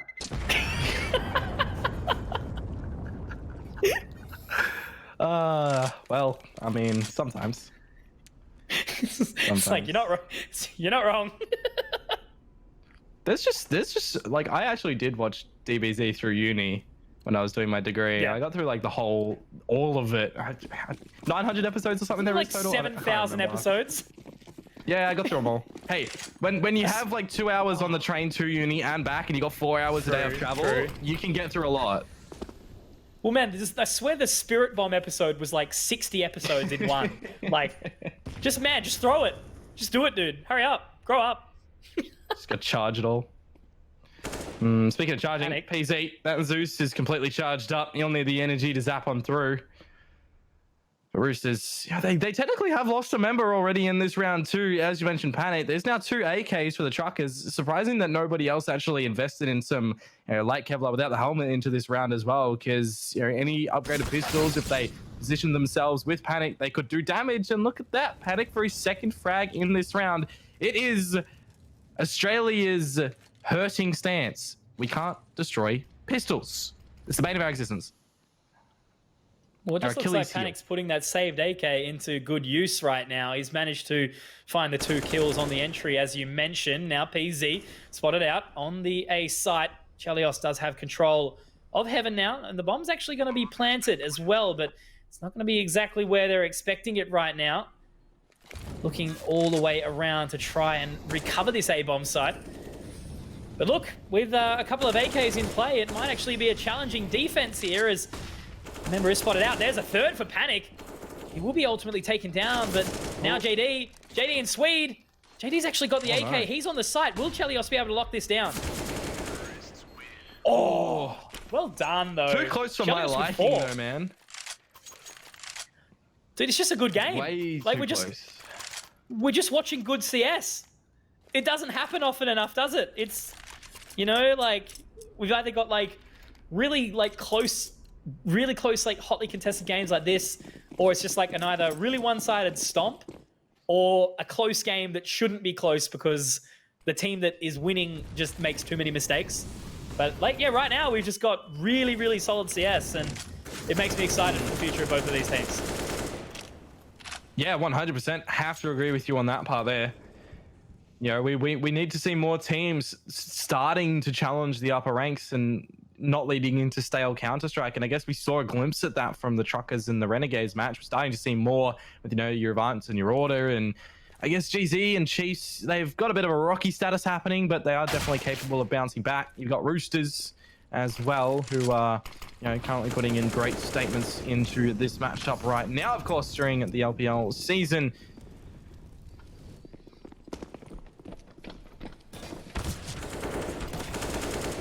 So some more damage dealt. Panic able to find one on the return, but Danny G gets the trade, and that's exactly what, you know, we're seeing it time and time again, aren't we? Just the trade frags being found again and again, just as we've witnessed inside the control room. Now JD on the return on the flank. Danny G, he's already found 3 kills. The multi-frags are really turning it up now here on the map of Nuke.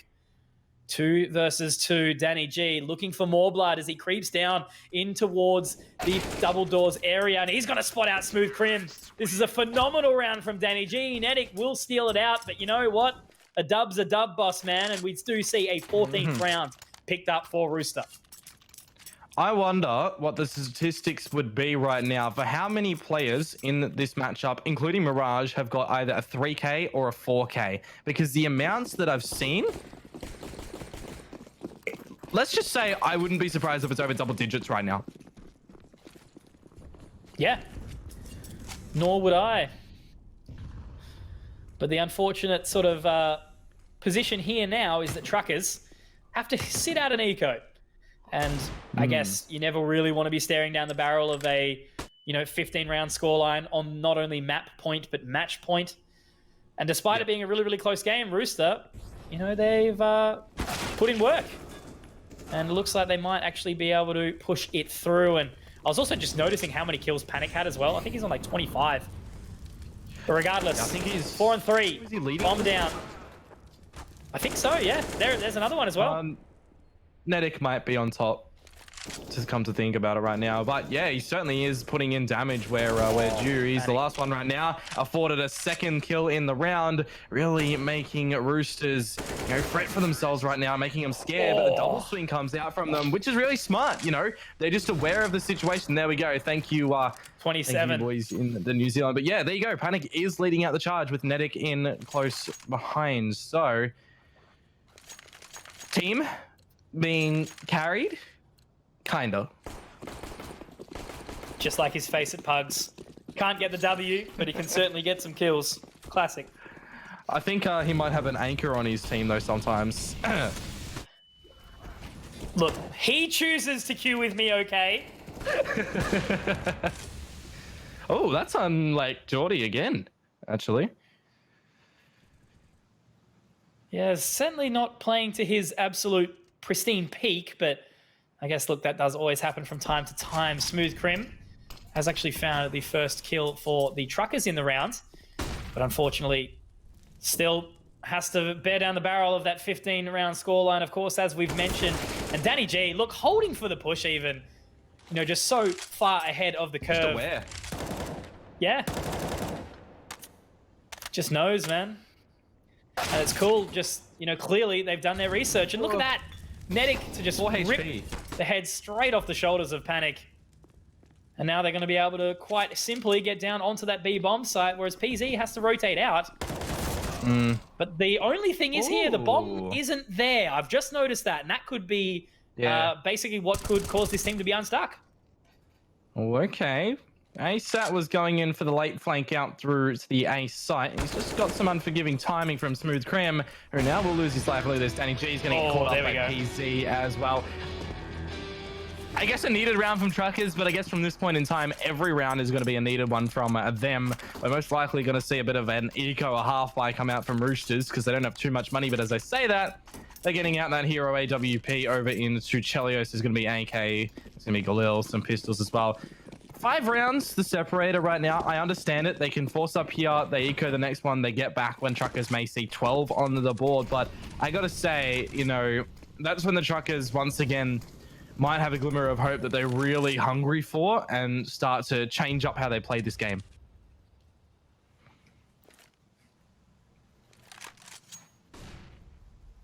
So just playing it nice and patiently. Oh, PZ, I don't think he spotted that member. He's let a couple down, actually. I'm not sure if that was spectator bug or if it was actually him just letting them go, giving the information. Might very well be, because Panic has moved down. He's not going to break the glass. He's just going to sit and relax, and that could actually pay off. Unless we do see the kills come out nice and quickly. Swedes already found the first, and there's Panic on the defense. Here we go. Much better performance. Chelios, though, does find the one back, and now they're actually going to rotate up. Maybe a bit of an over-stimulus towards that B bomb site.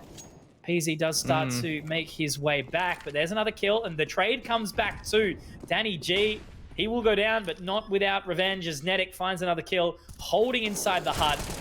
It's all the Panic and PZ show. Panic will be able to find another, but a quick scope from Chelios. That could be all she wrote, unless PZ's got something to say about it. And he's going to creep around. He knows that the bomb has been dropped there, but it's Nedic. And we know how good Nedic is here in these 1v1s. I think PZ gets this here. He's starting to clear all the angles that he technically doesn't need to do, but he wants it before the plant goes down, which, you know, would be the vulnerability circumstance for the aggression. Look at this. He's also clearing the angles. The time is ticking so far down. He's going to have to run back to the side if he wants to get it or catch the timing on PZ. No way, dude. There is no way.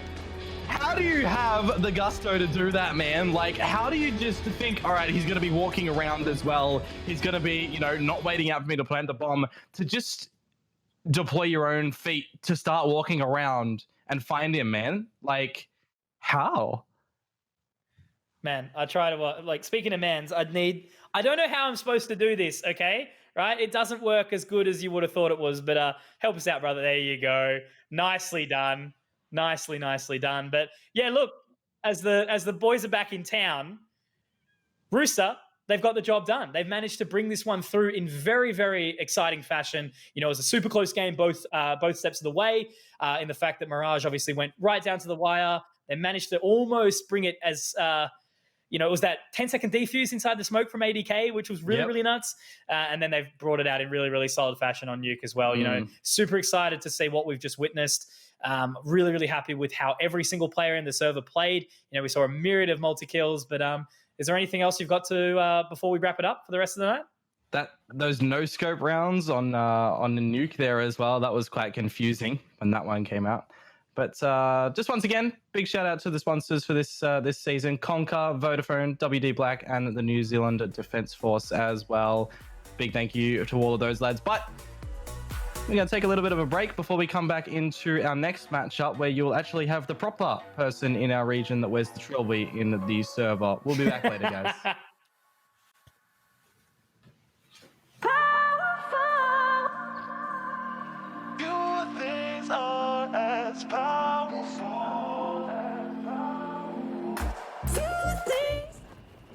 I'm gonna upload that one.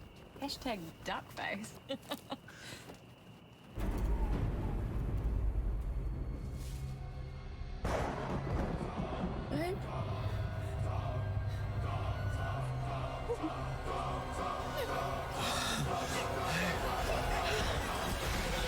Now you don't need to fear running out of data, because all new Vodafone Pay Monthly mobile plans come with endless data.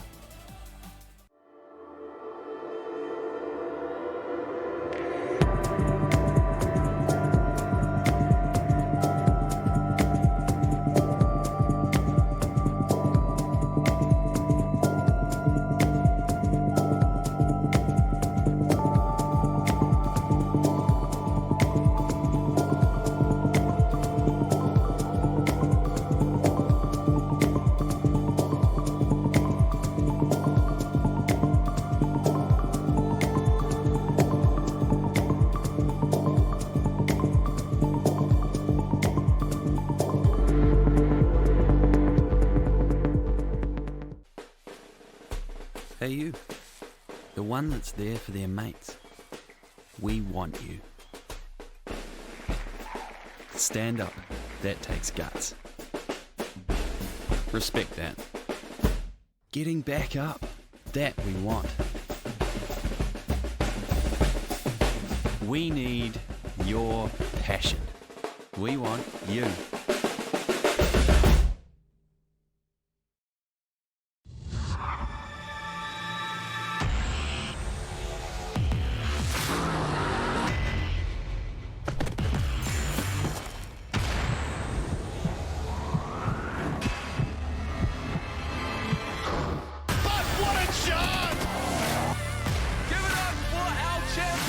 This is just clinical.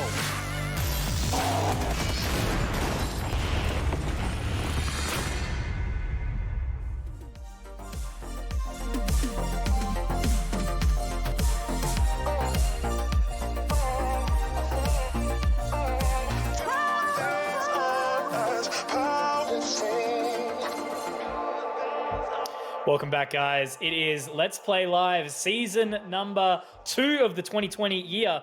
And of course, it is week number 3. We have just seen Rooster take down the Truckers in what I want to say is like kind of dominant fashion, but in the exact same right, I'm happy with the result the Truckers put up. Panic had a massive second map, of course, but it was really just the Rooster show, the whole way through, in the sense they were able to take it through so solid, and they were able to close it out at 2-0 nice and early on.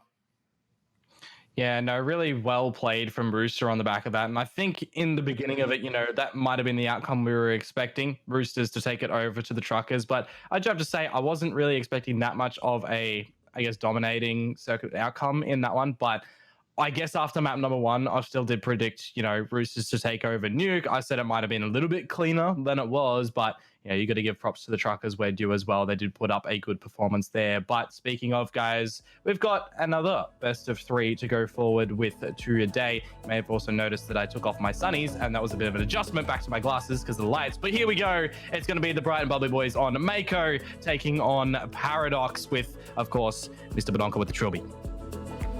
That's exactly right. Well, Mako, you know, they were a team that did somewhat actually impress me last week. You know, I haven't seen a whole lot of them. I've known a bunch of the players, but it was, quite impressive from what we saw, of course, from that roster in the sides of Crimson and Zilla. Jimmy, Calamari, Zertz, they all stood up when they did need to, but obviously the veteran of the scene, Zertz, he's been around for yonkers, was able to carry his voice from a mental standpoint, all the way through to that victory over Skyfire, which also was full of veterans. But they will be facing down, of course, against Paradox. You know, Paradox are a team in the region that have been stepping it up slowly. They're sort of hung towards the end of the top 10. But as of late, you know, they've been really bringing it back. They put up some really good results. But the only unfortunate thing that I see sort of from Paradox at times is, you know, when they've got like one member that's having a red hot game, that's when they step up. You know, we either see like a Versa, Eco, Herbs step up, do the job. But when some of them are a little bit colder, you know, sometimes they really can't get the ball rolling. But now that we've got obviously members like Danger, we spoke about him obviously in the previous week,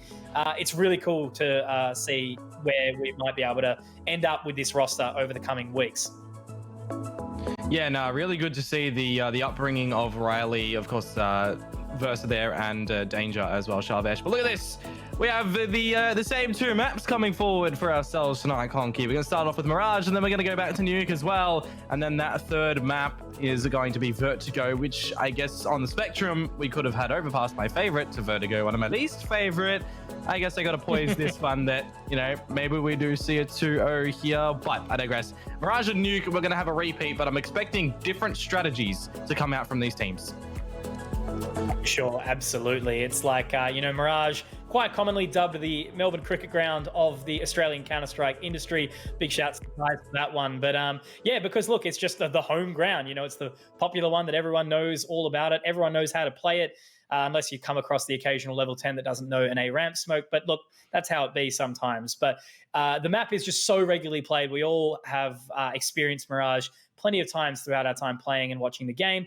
But yeah, with the two teams like obviously Mako and Paradox, wondering Mako probably is going to have a little bit less tact and strategy going into this one, quite heavily relying on, you know, maybe the fundamental firepower, of course, of the players like Crimson, Zilla, as opposed to where Paradox usually would take a bit more of a tact route. But now the fact that they've actually been able to bring their own firepower back to the party, maybe we actually see a bit more of an all-out duke or brawl coming into onto the very first map. Yeah, potentially.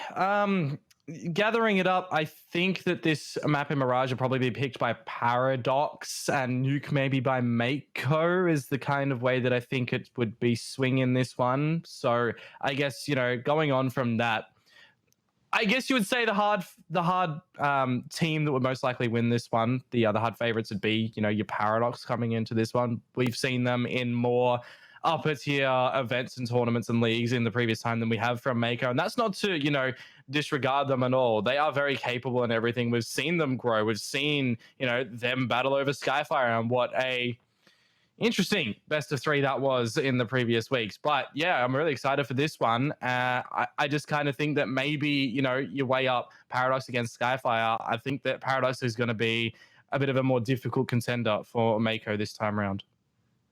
Yeah, no, I definitely think so. You know, Skyfire, obviously, who were felled by Mako in the previous week, they should have won that game 2-0, 16-8, should have been done and dusted. Door should have been closed weeks ago, you know, before the game even happened. But Mako were able to keep their composure and just, you know, rip through Skyfire and find their weaknesses. And whilst Paradox don't mirror Skyfire, I don't think, they are a team that can be caught off guard.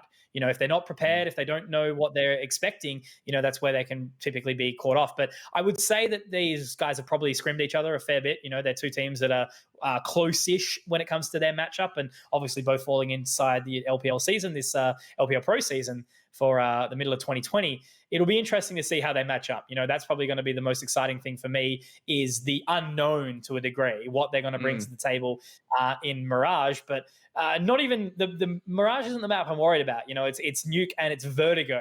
Vertigo, anything can happen. You know, it's still super new in the region. Teams barely even know smokes, let alone executes, let alone how to actually play it as a full fluid 5. But yeah, also interested to see how even Mako fare on Nuke. You know, it's a super interesting map. And again, as we spoke about obviously previously, it's one that the superior teams are really solid at, and it can be quite a challenge to catch up. And it's quite often, you know, if you see like a Renegades or an Order or an Avant go up against a team like of a Mako's caliber, it'll be like a 16-1, 16-2. So how these two teams are going to line up, just really interesting to me, and I'm looking forward to it. It's actually interesting that you mentioned that, because Mako recently did play against Avant, and it was 16-12, I'd like to say. Was over that in on their Inferno. bad week? That was in the week that Paradox beat them, pretty sure. Maybe, but that's the one that I do remember coming out from Mako. But yeah, no, it'll be interesting to see what Mako, I guess, is one of those kind of wild card potential teams in this season that you might be able to align with their name. But yeah, definitely going to be interested for this battle right now. If it is just going to be the Paradox show through and through, like I guess it was just the Rooster show, where we thought, lining these matches up tonight, we would be expecting Rooster and Truckers to be a lot closer than this one. But hey, Mako were able to topple over Skyfire last week, so I guess anything can happen. Nah, and that's exactly right. I don't want to be, the negative Nancy that sits around and, stomps around and says what should happen, because that's the most exciting thing. I'm a massive fan of the underdog story, the team that comes and manages to pull it out of nowhere and really upsets some of these better teams, because that's what stifles improvement. That's obviously what puts these better teams in their place and really makes them think as they go into the next matchup where they're versing a lesser equipped team. So in these kind of situations, the only reason I get frustrated when a team like Paradox will lose is because they should win. And that's not to discredit the other team by any way, shape or form. As I said, having an underdog win is immaculate, but it's like the region is in a position where upsets need to happen less. And right now we're seeing that much more regularly in your Renegades, in your Orders, in your Avants. But even then, Renegades got upset by Truckers the other day. And then Rooster was still able to treat Truckers like they were the worst team. So there's just so much versatility in the top 8 in our region right now, and it makes it so exciting and really, really makes me look forward to what we've got ahead in not only this competition but other coming competitions, what we'll see later in the year, what we'll see obviously when LAN formats can open up again, and when we can finally get out of the house and stop wearing the sunglasses indoors. Yeah, LAN formats is going to be one of the big things. If we were able to stack up the top 10, the top 12 teams in the region and really give them, the area to put a full-on, well-established LAN where everyone battles everybody, we could really get a cool, concise forming of, the order of our teams in our region. Because it is always kind of difficult to say, the exact ordering on a ladder system. We know the generic, these team is going to be, U1, 2, and 3, and then you kind of stumble on forward from that. But yeah, I guess the infrastructure for that is always going to be quite challenging. So when it does come to LAN, that's what these teams want to fight for. They want to fight for the dynamic around it, the status around the LAN, and that's what these boys are going to be doing for right now. And of course, Paradox, one of these teams that previously did win the LPL over in New Zealand. Yeah, no, of course. And that's one of the things that I really did want to touch on as well, Dion, the importance of what LAN means to a community and to an industry like Counter-Strike. It's I've been to many myself, I've played in, I've won, and I've also been able to commentate and just be around those general events. And I know you have been as well. Just the mateship and the camaraderie of being able to rock up to a venue, especially in a different part of the world, different part of the country, whatever it might be, and catching up with these people that you would have spoken to online. And I think that's a really important thing, to some of our newer viewers as well, of just the importance of that mateship and everything inside a team. Yes, a team can be strictly business, but also the relationships that you develop inside those teams, whether it be with former or ex or current teammates, it's just super important. So it's an honor for me to be able to work for an organization like Let's Play Live that does, really support these events. And obviously we couldn't do that without the lovely sponsors, Western Digital Black, of course, Conker, the New Zealand Defence Force, and Vodafone. Sponsors like that be able to really drive these kind of events and these kind of tournaments. So it's really exciting to be a part of, and let's just hope, obviously, we can get to it. If not, the next one going to be just as great. But thinking about the teams that are going to end up at these lands, Paradox is, of course, going to be one of them. So really, they've won under the former banner as SYF a little while ago. They did have that little pocket pick of Zeph earlier on, but the roster is not dissimilar. We've still got a really, really solid roster right now. And I guess we can touch on the replacement of Inno, which is Shavesh and Danger. What do you think? Because touching on that point of LAN again, though, Dion, I'd really like to hear your comments on this, is for a younger player like Danger, how important is it of stuff like this and development of the younger players to the rest of the region as a whole? When you first go into gaming and you start to have the competitive drive, LAN it's the godsend, right? It's the one thing that drives people. It's making sure that you can go there to prove yourself that you're just not an online, one-trick pony or whatever. It is really the big proving ground to say, this is who I am, this is what I can do. So for a young person to get into a roster that has a very high tier caliber behind it as well, and that previously has had, the status of going to LAN and winning out LAN, being brought into that, he'd be grinding for that, and that would be a really big trophy to have under his belt, and really just be able to say, hey, I did this at this young age. This is my trophy, this is my medal, I did this.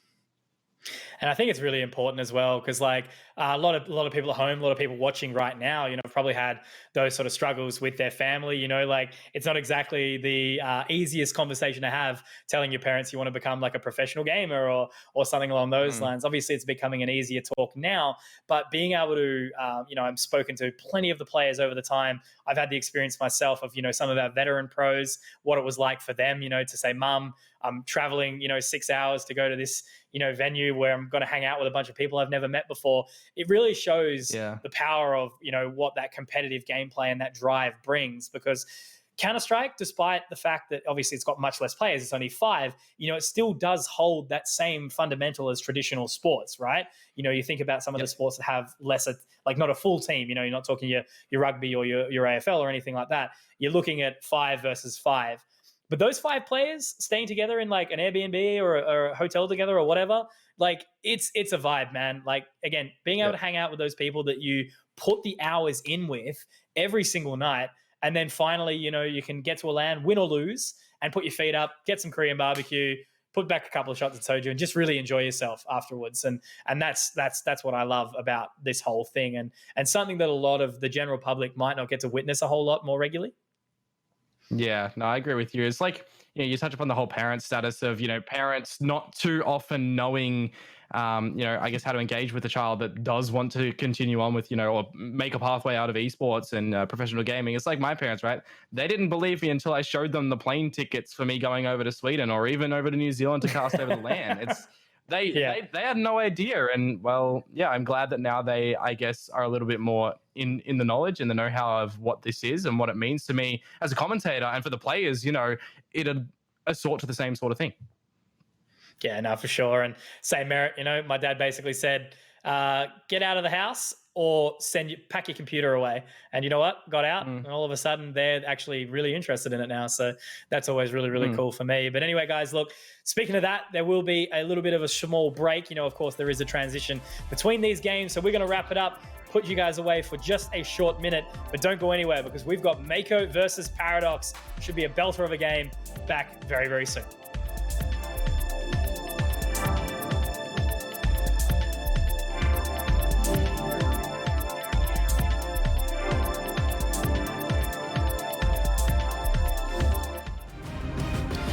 What is going on, guys? We are back. Let's Play Live Season number 2. 2020 is the year. And of course, we have a hot little best of 3 series ahead of us right now. Of course, will be Paradox versus Mako. And yeah, look, again, as we've already talked about, we've gone into quite some depth. We will have Mirage, and it is a very, very exciting one. So without further ado, digging straight into it, Dion, bring us into this map. Well, we've seen it.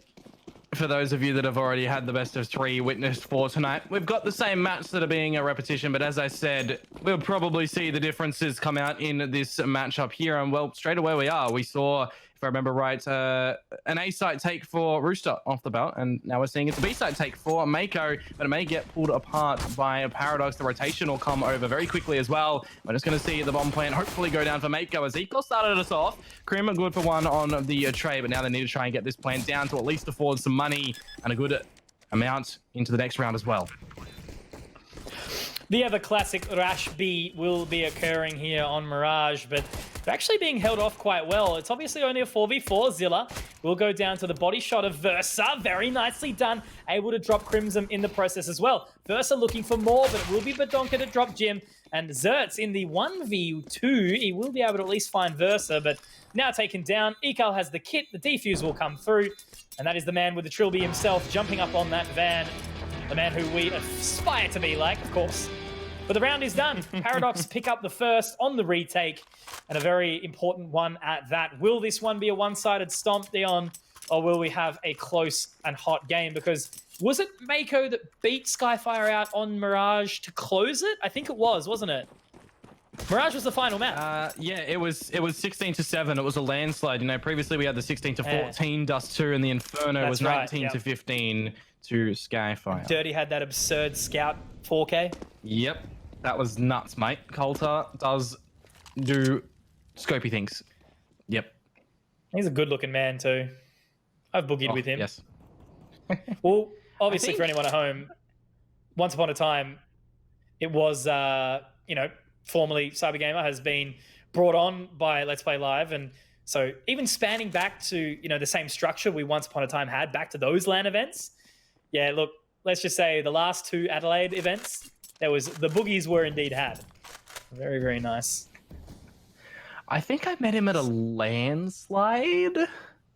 Yeah, he's Melbourne based, so most likely. Yeah, I think it was there. I met most of the Counter-Strike people from there.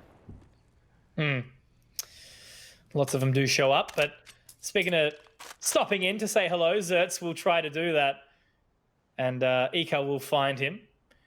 Also keeping in mind, once upon a time, just so you all know as well, Zertz actually played for Paradox, then coached Paradox. So it's a bit of a grudge match, rivals right now, but of course, you know, just good friends in the server as the ultimate. But looking here, Mako have actually done really, really well to get their way onto the site with the Galils. Danger's good for a kill, and it's going to be a challenge for them to hold on still. Mako, these members are very, very low, but Danger, he's only picked up a Famous, so there's not really a whole lot for them to work with as one's crept through the smoke into CT.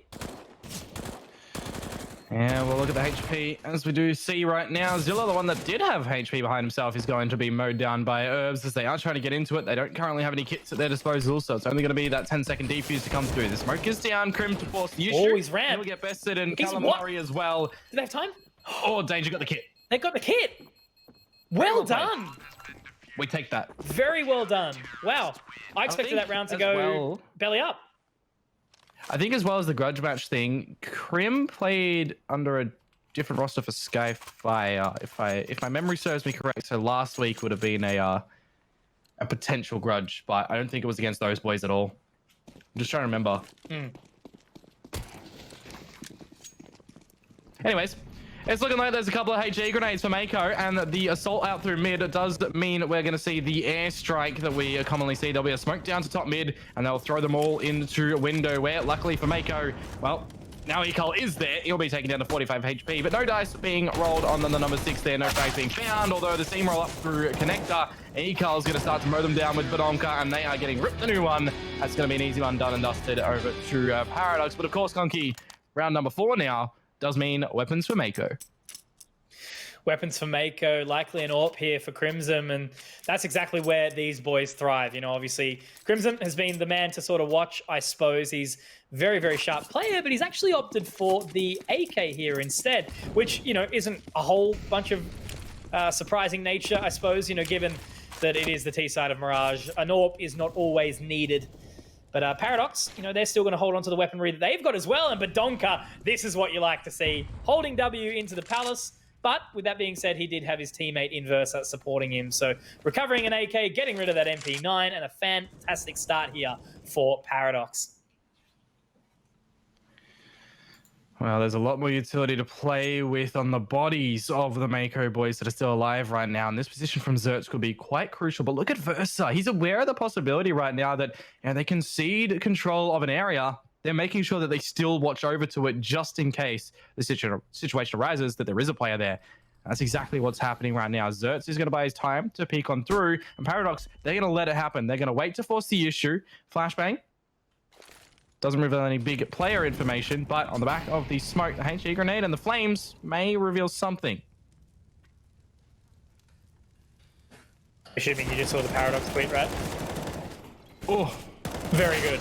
Very good quality content. But speaking of that, Danger, he's going to be able to hold on. An Herb sitting at the back of the van.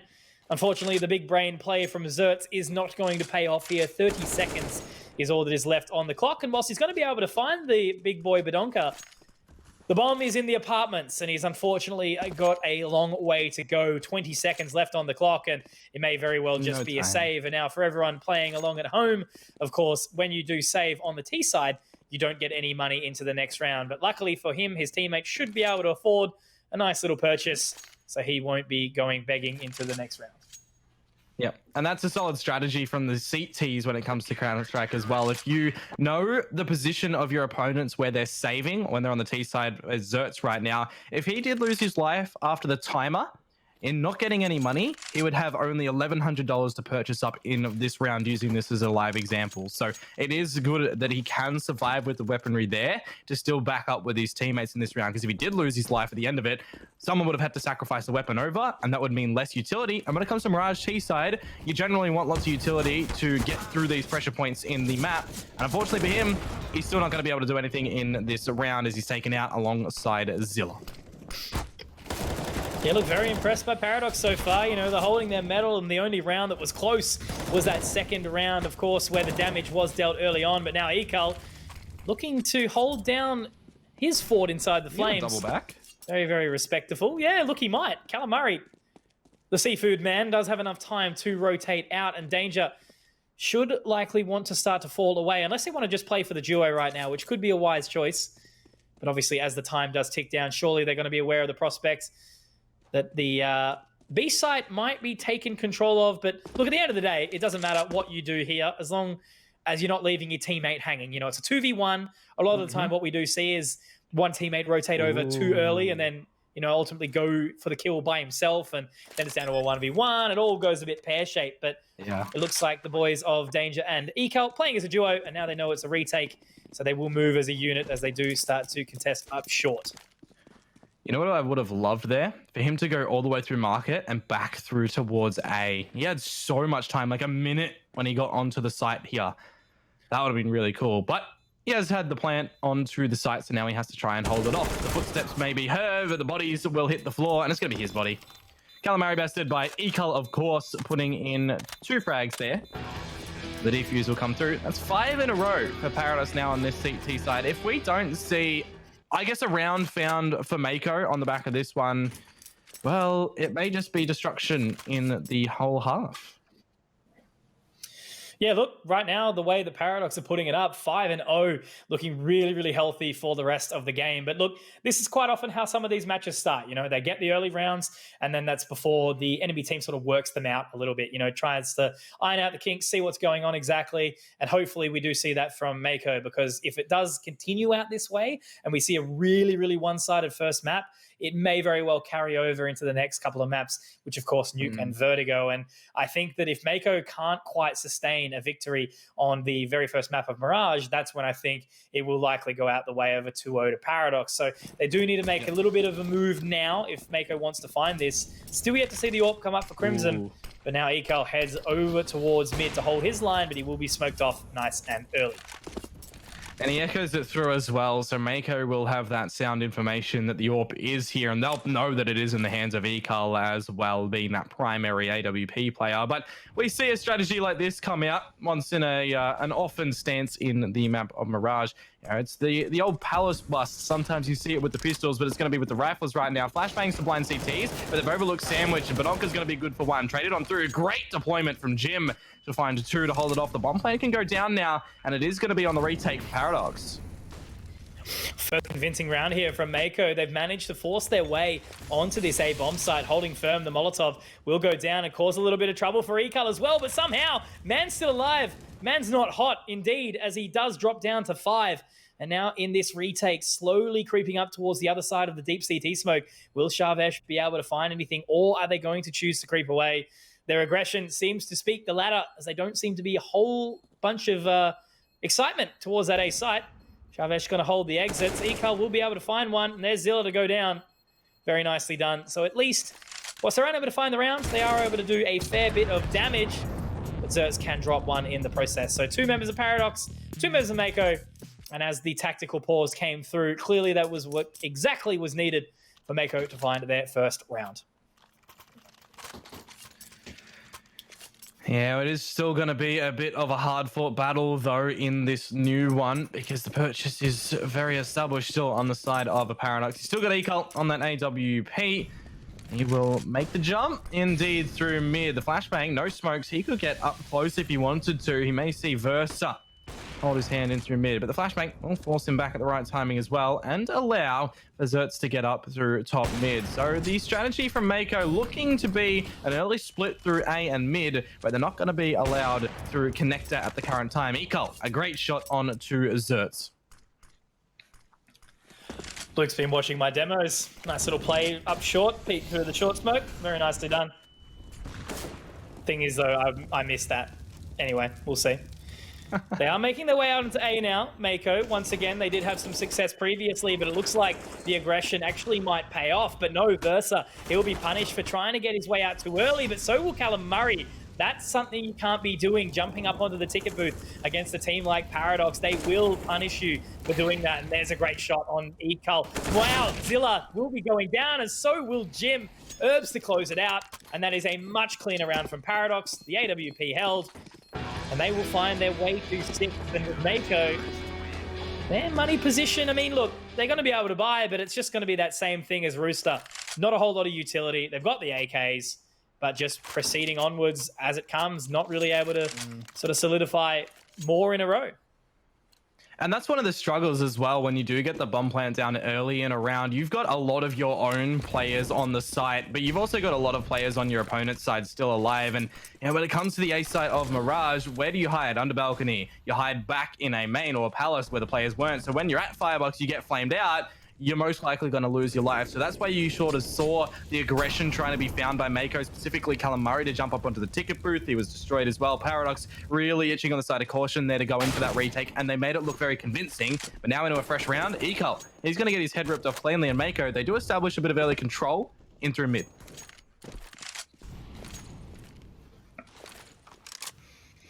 So what do they do with this control? Looks like already we're going to see a creep back. Herbs just watching the connector, not actually fully boosted up onto the short bricks, but will at least be enough to watch on through. Jim's checking towards short, yet to find anything. But maybe, just maybe, if he creeps off, but no, the timing. Herbs might be able to spot into there in just a second. There it is, the information given. So despite it being a little bit late, there is a kill found back. But once again, Mako, they do seem to be pretty keen on this A-bomb site. And Zerts is going to be able to find his pal Badonka. But it sits at a 4v3. It's looking like they want to go for this as well, but the timing is a bit unfortunate for Zerts. Maybe he did hear the footsteps as they started to rustle up through as well. Callum Murray will be taken down to 50 HP. It is going to be quite difficult for Paradox to get in for the retake, especially where the bomb is planted. It's on the other side of the triple box, planted for sure, but Herbs, he's lucky enough to find both of those picks right now, my lord. But the timing of Crimson, he'll be traded out, and look at that. I say it would be difficult for Paradox, but they somehow make it work after the glorious play from Herbs, and then everything really just falling in line for them. Just clean, you know, really, really solid retakes. Despite letting Mako onto the site, you know, they're succinct and they're crisp with what they do to get the round back. So Mako certainly letting it slip a little bit, but this is what I mean, man. Like, Paradox, you know, when it comes to players, you would think that for them to be sort of, aside from maybe Ecult, you know, who's just like nuts, you'd think of them maybe to sort of hold the same capacity as Skyfire. We saw these teams obviously duke it out, Skyfire versus Mako, now Paradox versus Mako. Paradox on the CT side, they haven't slipped up once. There's that one round, and in the end, they decided to save 3 rifles instead of going for it. So they've just been, you know, completely dissecting anything Mako's throwing at them, and it's actually quite refreshing to see a solid performance from them up against a team that they, again, should be successful against. But Mako, they've taken a second pause. Maybe that's what they need to get the ball rolling here. Is the money for Paradox is still being kept very honest. Yeah, well, we will see how the cookie will crumble in this new round. Mako, they're getting very up close and personal in through mid as well. The flashbangs are just raining down for Zerts to get up through connector. Wonder if he's going to be tackled down, and he will be. Versa looking at the right position at the right time, but now his eyes will be pried over to the site of A, because that's where the setup will be from Mako. They're going to just wait out the smoke from A main. This is where we're expecting lots of trades to hopefully come through. Oh. Nice. Very good. But the Molotov will go down to Palace, defending. They will try to boost into Sandwich, but surely they're going to be aware for that Versa. Talking about verticality, gets the flick up, finding the shot. Herbs also going to join the party for one. Danger to close it out, and Paradox. This is an absolutely one-sided affair right now, and if this keeps up, I think we might be wrapping up pretty early tonight, Dion. I feel like that was a really big misplay to come out from Mako there. They boosted up the player who had the bomb in their possession as well, and that was when that was gone. You know, they're trying to just run through the smokes as it's fading away and trying to just find the picks. It just felt really sloppy to come through from Mako, especially on the back of attack pause. You know, they have time to consider how they're going to tackle out the round and enough time to make sure that, you know, they have something set in stone, and it just didn't feel like that.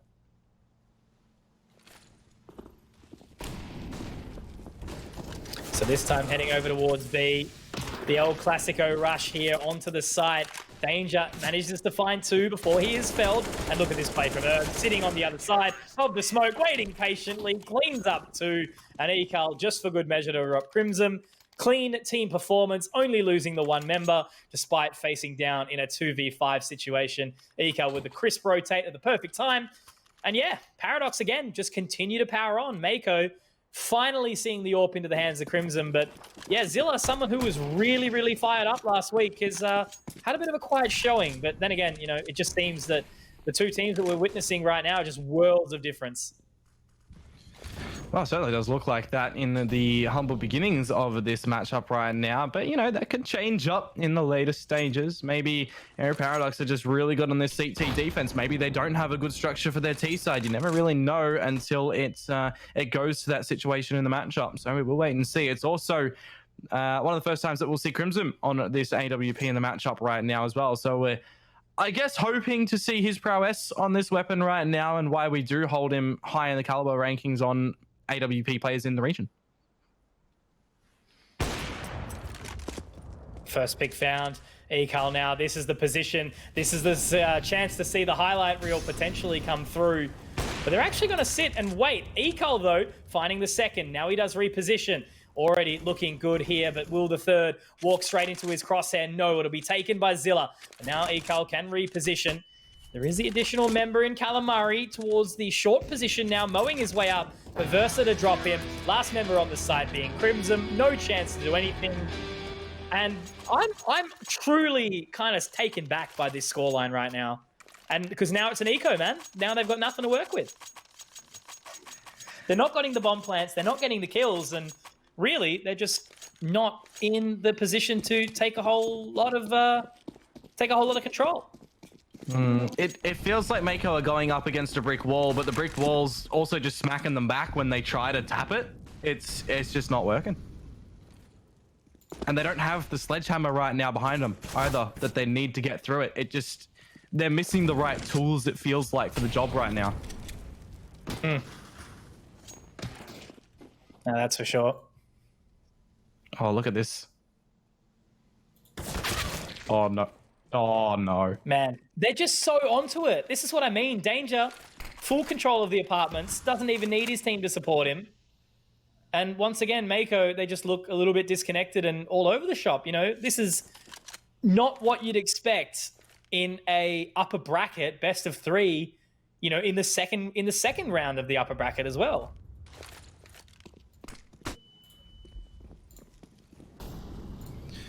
Well, now let's see what's gonna happen on this B site right now. The Pistols trying to see if they can just get into it, and well, they do finally find a couple of picks. They'll be afforded a bomb plant down as well. So it looks like shambles in the server in the beginning for Mako right now, as well as my words, but they do establish themselves a bomb plant. But quickly as they do that, they're starting to get ripped apart as well by the concise sprays of Paradox, and Versa will finish it up with 2 and the defuse in the end. But yeah, I have to agree with you, man. this is looking like a much different Mako than we saw against Skyfire. And whether or not that's credit to Paradox or, you know, Mako as well, they're just not putting up the big performance right now. Yeah, it's just it feels like we know they can do more.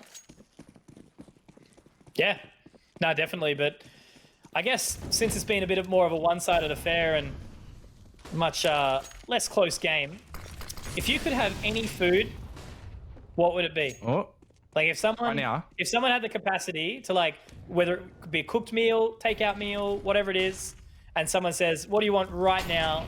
The best thing you want ever. What would that be?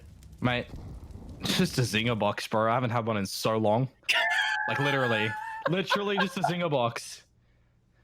Why not, bro? Why not? Look, that was not exactly the response I expected. Like, KFC is the kind of thing that you'll eat and, like, it'll be the most delicious thing, the most exciting thing, but then you'll, like, want to just die for the next yourself 6 hours. Yeah. Yeah. But anyway, speaking of death, hopefully Mako don't find it as they do try to head onto the A site. Going to be locking it down once more, getting that plant, but still, it's a 5-on-5 retake. What are they going to be able to do here on the lockdown? Well, I touched upon this position earlier. When you do have, you know, a quick bomb plant going down, you've got so many members just crunched in the site, and they're going to eventually have to reveal their positions from any utility that's thrown out by the CTs, and that utility is starting to rain down on the site. The smoke to force Crimson's hand out as well. But the T's, they are finding all the frags. Ecol, he's been overlooked, but as I say that, it's missed opportunities and missed sprays coming out from Herbs, and finally, we do have another round come out from Mako. There we have it. Back on the board, which is exactly how you feel after smashing out a good zinger box. Shouts to the Colonel. But they still have a lot more to do before they find their way back into this one. 2 more rounds in this first half. Are they going to be able to hold it down and bring it back to 4, which I'm not going to say winnable, but at least it'll be a bit more of a respectable half. You know, they've got the chance to bring it back, but it's going to be... Ecol's actually, surprisingly, he's opted for not an AWP this time. He's just gone for the rifle. Rifle, yeah. Well, I guess with the money, he's got so much stacks that he could have. Yeah, no, interesting. No, he's got I heaps, guess, yeah. you know, maybe just bored. To sum up this game, yeah, sum up how this thing's going right now, it's in the food category. You know, Mako, they're just chomping on the flake right now. It's bad, but it's good, you know. Yeah, that's it. Oh, does Badonka see it? I don't think he does. The fading of the smoke, he may be able to find Zilla, but the reposition is good. Badonka does look away at the wrong time. Potentially Zilla finds the first frag in the round, but he is still hunting for it, and they will exchange nods. But the Trilby is a sharper right now for Badonka. And that'll be a bit of a cause for concern for Mako, but they still do have the 4 players setting up for the B hit right now. Danger, I love this position. I play in it when I play Mirage. He'll fall back incendiary to burn them, jumping out of the apartments. But look at this, Jim. He's got it. Well, he'll just get his head ripped off. This is going to be the stronghold from Paradox, wow. And there's only 1 frag found by Mako. 12-2. The theater's not being filled in this blockbuster. Nice. Nah, man, look, I'm taken back, to be honest. Just the way that round was played, you know, typically in those positions, the second I saw Danger, you know, getting overwhelmed, I thought he was going to go down. But, you know, he got the Molotov down. He afforded himself some extra time, knew that Herbs was sitting back towards bench. And in the end, Calamari only finds 1 kill. And all of a sudden, the round is just completely turned on its head. Ecol has top mid already. And this is exactly... And Versus got underpass. Like, this is just crisp. I mean... Luke's kind of whiffed, but still that's not even going to put him outside of the round. They didn't hit the shots there, but they still had the right moves in play. And also noting, Herbs is 20-6 as a B player. That's also the amount of retakes that Paradox have had. He's been doing a lot of fragging as well. Like, he starts off this round by getting the trade onto Jim.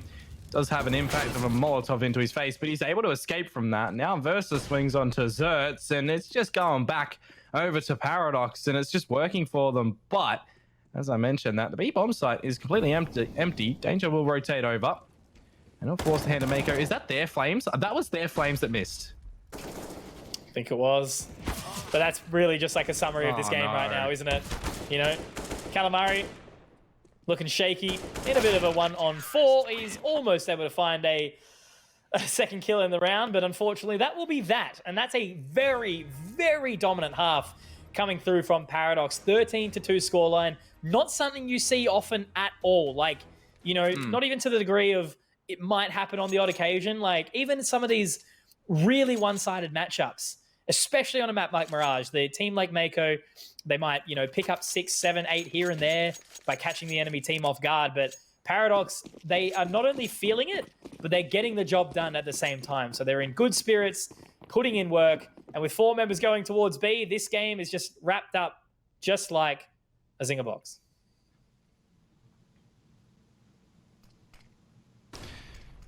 Fair enough. I feel like now, though, that we're going to open it and see the gooey goodness inside. But, hey, real question.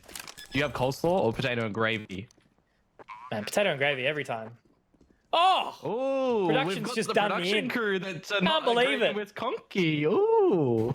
I've been done. That's true. It's like getting a salad at a steakhouse, right? That's what it feels like. Okay. But speaking of feeling like, unless Ekal pulls off the most phenomenal play that we would see all day, it may very well happen. They're walking into him, not really giving him a chance, but there we go. He will make it a little bit scary, but luckily Zertz was inside that smoke with a defuse. Anyway, very nicely done from Mako to find that retake. Unfortunately, despite being given the site, Paradox will let it slip away.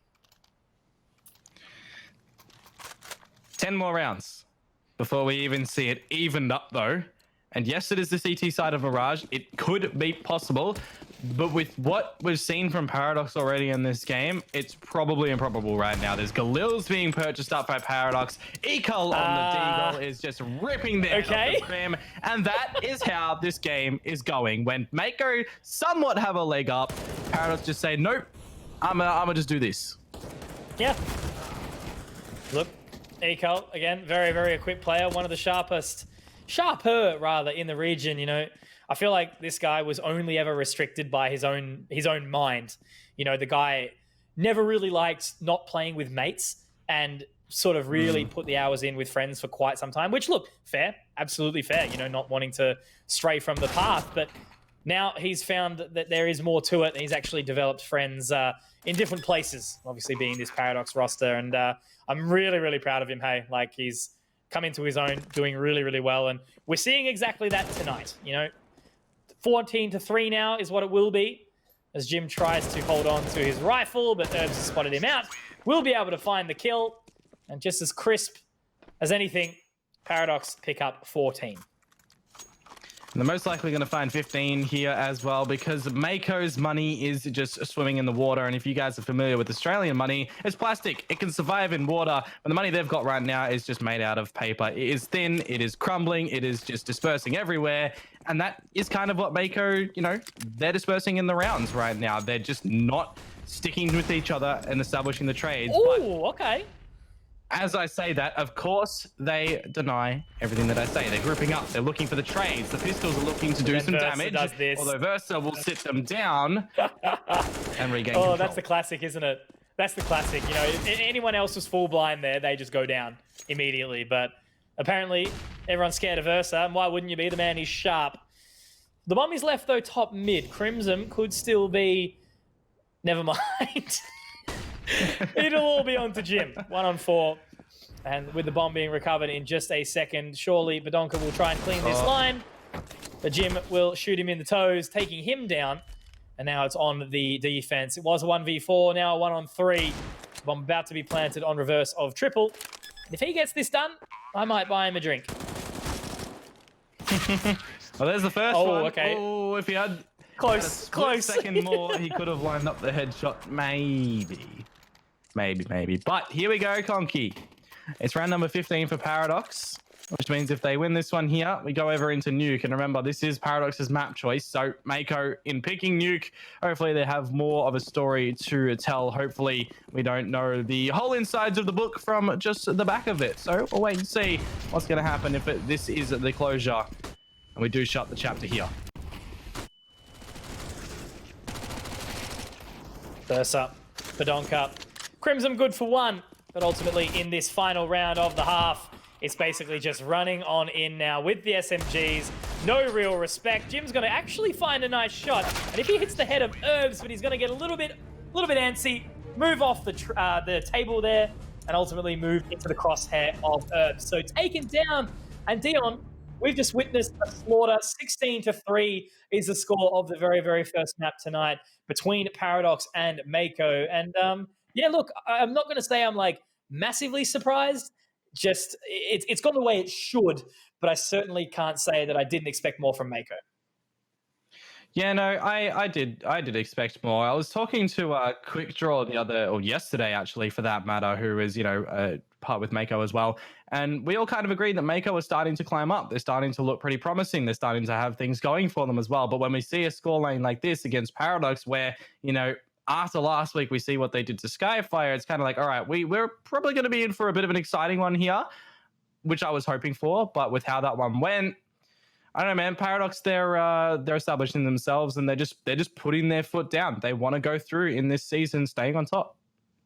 We've seen a relatively quick 2-0 in the first, obviously, with Rooster taking down Truckers. Will we see a 2-0 here on the series between Paradox and Mako? Don't go anywhere, guys. Stick around to find out, but we'll be back in just a few minutes.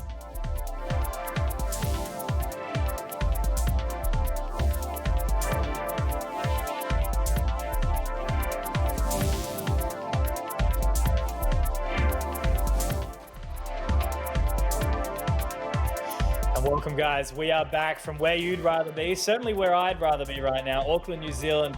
The homies down in the Sky Tower obviously helping us out on this production this evening, but we are back for what will be the second map between Paradox and Mako. So Season 2 of Let's Play Live Pro League has proved some interesting games so far, and this one is certainly one that we can throw into the mix. Obviously a massive one-sided stomp in the first, a 16-3. Certainly not something you're going to expect all the time, especially with such like a good pool of teams, for this competition this time round. Yeah, no, I agree with you on that one. And it's like, especially coming in tonight with already witnessing 2 days previously played as well, we're expecting, as this being still the upper bracket area, for us to have some pretty close games, for us to have some really cool ones as well. And, we saw in the first one, it was kind of looking that the Truckers could have, maybe brought it back, but then Rooster ultimately winning 2-0. Now you're coming to this next best of 3, and you started off on Mirage where you have a 16-3 scoreline. It's like, all right, if Paradox are on a roll like this, what are we expecting for map number 2 here in, as you say, this pool of teams that we are expecting a really good season? Well, I just think it's really, really crazy that, they've obviously got the confidence to have Nuke in this map pool. So we're going to be moving on into that one in just a minute. And as we say, obviously Mirage was such a one-sided affair. That's typically the map that isn't as one-sided. Obviously it's got a lot to go with it. But now we move on into Nuke. And whether or not that's going to fare us differently, I am yet to see. But with Paradox starting out on the CT side, it's going to be a very, very tough one. And Mako will need, I got bullied by the org members the other day to pick that one up. But yeah, you got to get rolling, and you got to get rolling fast. I think I bullied you about the name as well, to be honest with you.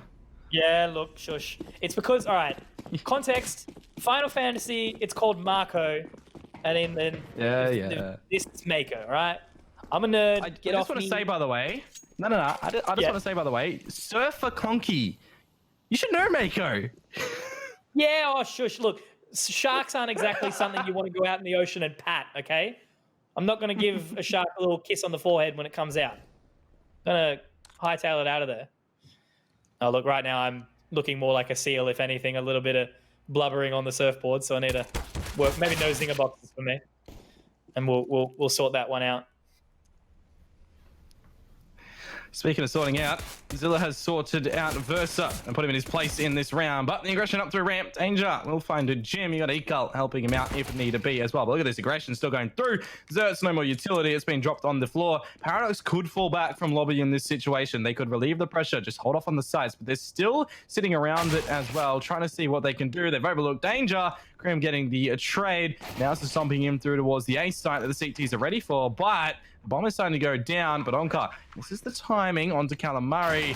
Look at this, they've overlooked him. Here come the dualies, and now they know where Calamari is, and he's just going to get pincered, although it could have gone the other way. It's not going to matter. Yep, there you go. That's what this game is. You love to see it. Luke, a little bit of BM and even the spray just for good measure as well. Very, very nicely done from Luke. And I guess that adds an element. I think the reason I like it is like there's BM that just annoys me because it's like toxic and really just unjustified. But the BM in a server like this, you know, there's no hatred coming out. Obviously, again, you know, Zert's really, really close about part of the old Paradox roster. So it's important to know that we're all friends here, basically. Except for you, Dion. Yeah, no. You smell bad and have big feet. The second part there is correct, but I don't know about the first part. Mate, you should have seen my face when I ordered a pair of shoes that was too small for me, and it was the biggest that they had, and I thought, yep, this is going to be able to fit me. Nah. Adidas, please up your shoe sizes. They don't fit me. Oh, BL. Disappointed. Man, I was so stoked when mine finally arrived, hey. The amount of gamers that just had, like, a delivery of Adidas shoes in one go was insane. Shouts to Moo Juice for giving us the hot tip, right? I remember The that code, morning. yeah. The code, yeah. Well, I mean, if anyone's looking for some, I think size like 11s and 12s or whatever they are, yeah, I've got them. I wonder if Magnet Brain's got like huge feet. Probably. Man can swim and he's tall. And he's sharp. All right. We should get off that topic, by the way. We should move quickly. That's less important than what we've got going on here on Nuke Paradox. Of course, you know, in the 5v4, and Versa just sitting on the outside. Herb's got control. It's going to be a steamroll right now on the top of the hut. Ecal to find another. Bomb is dropped on the floor. Versa to close it out. And Danger's even going to be joining the party as well. It's all on the Zerts, and I don't exactly picture him as a scouter. He does actually find that shot, tries to pick up the M4, and will be punished for it. So the force back from Mako nets themselves no plant, and unfortunately, they are not looking exactly that healthy in the financial position, as they will have to eco here. Again, for anyone watching at home, the eco is something that you don't exactly like to be put in, especially not when you've only got the Glocks, the default T-sided pistols, basically like a pea shooter, not really getting a whole lot done. I mean, I do remember that crazy round where Order won on a Glock Force in like the stupidest possible position, you know, against a really good team as well. But look at that nade. Chris, they're just going to line up. Thirds up, 2, 3, 4. You love it. You love to see it. And Zilla keeps running away. Toxic. Zilla, just give it the ace, bro. Come on, man. He doesn't want to be clipped on. Yeah, exactly. It's one of the things back in the Call of Duty trick shot days, eh? Oh, God, yeah, I remember those days. Oh. But yeah, 3-0 so far in this one. The CT side, the more dominating side when it comes to majority of the map pool, in the map pool. Majority of those maps. But yeah, this is Mako's pick. Paradox, if they're able to just run away with it on the CT side, it will be in the mindset for Mako to, you know, try to bring it back. But I think it'd be a little bit difficult still.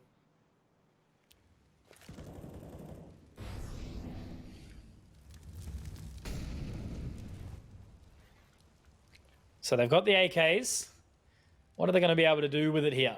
Slowly, just playing the more passive route here, holding on to all the choke points, making sure nobody does push in. And it looks like Paradox, they've gotten a lot of control of outside. I'm only just noticing this. But the cool thing is, you know what, Dion? They're not in lobby. You know, they're not just holding W. They're not just willy-nilly running around. They're actually just taking the control, getting the information. And now Danger spots out a coupler, but they're actually not going to head down the ramp. They are going to lock it down, maybe move towards Hell, but now they are going to start to creep their way down. So Danger has a bit of a big meal on his plate.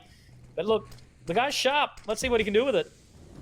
Yeah, well, all of these boys are going to be wrapping around him. He is good for one, but allergic to the fish. He will run away to his grave. That is 4 versus 4. The bomb plant looking to be down for Mako right now. They got a little bit of utility to help hold off the site, but flashbangs on the B site is something you really don't want to be deploying here as well, because you'd only really blind your teammates. So let's see how Paradox are going to get back into it. Incal to find Zertz clearing the corners. Incendiary to force them out of Dark as well. And this should be easy pickings for Paradox. But as we say that, Calamari finds Ecal. Versa overlooking Zilla, gets punished for it as well. 2 versus 2. They're both locked in the same position. Banonka's Flames. Oh, Banonka the volley. It'll force them out, but the flashbang as well. There's the first one, and he gets the ammunition to burn. He did the damage. The defuse will come through. And when you think Mako might be able to establish a round behind them, Paradox says no. Dude, look at that body model. Oh man, that's brutal. Rough. But yeah, look, exactly how you would be though, right? Stuck in shock because unfortunately when the 2 members get stuck inside the cubby and it's hot in there, doesn't exactly mean for a good position, a nice little roast in the secret location. Nana's roast on a Sunday. Something I'm thinking about right now. But Paradox, they're thinking about a 2-0 victory because they're sitting 4-0. And I mean, look, this is a much more expected, position on the CT side of Nuke, but the recovery that they've made so far, if they're able to keep up this form, I think it's going to be really, really rough. And look at that from Herbs, pushing in, taking control of the bomb, and now with the utility set, ready to head out onto the A site. They've already lost a member. Paradox are going to know, and they're going to be able to lock this one down fast.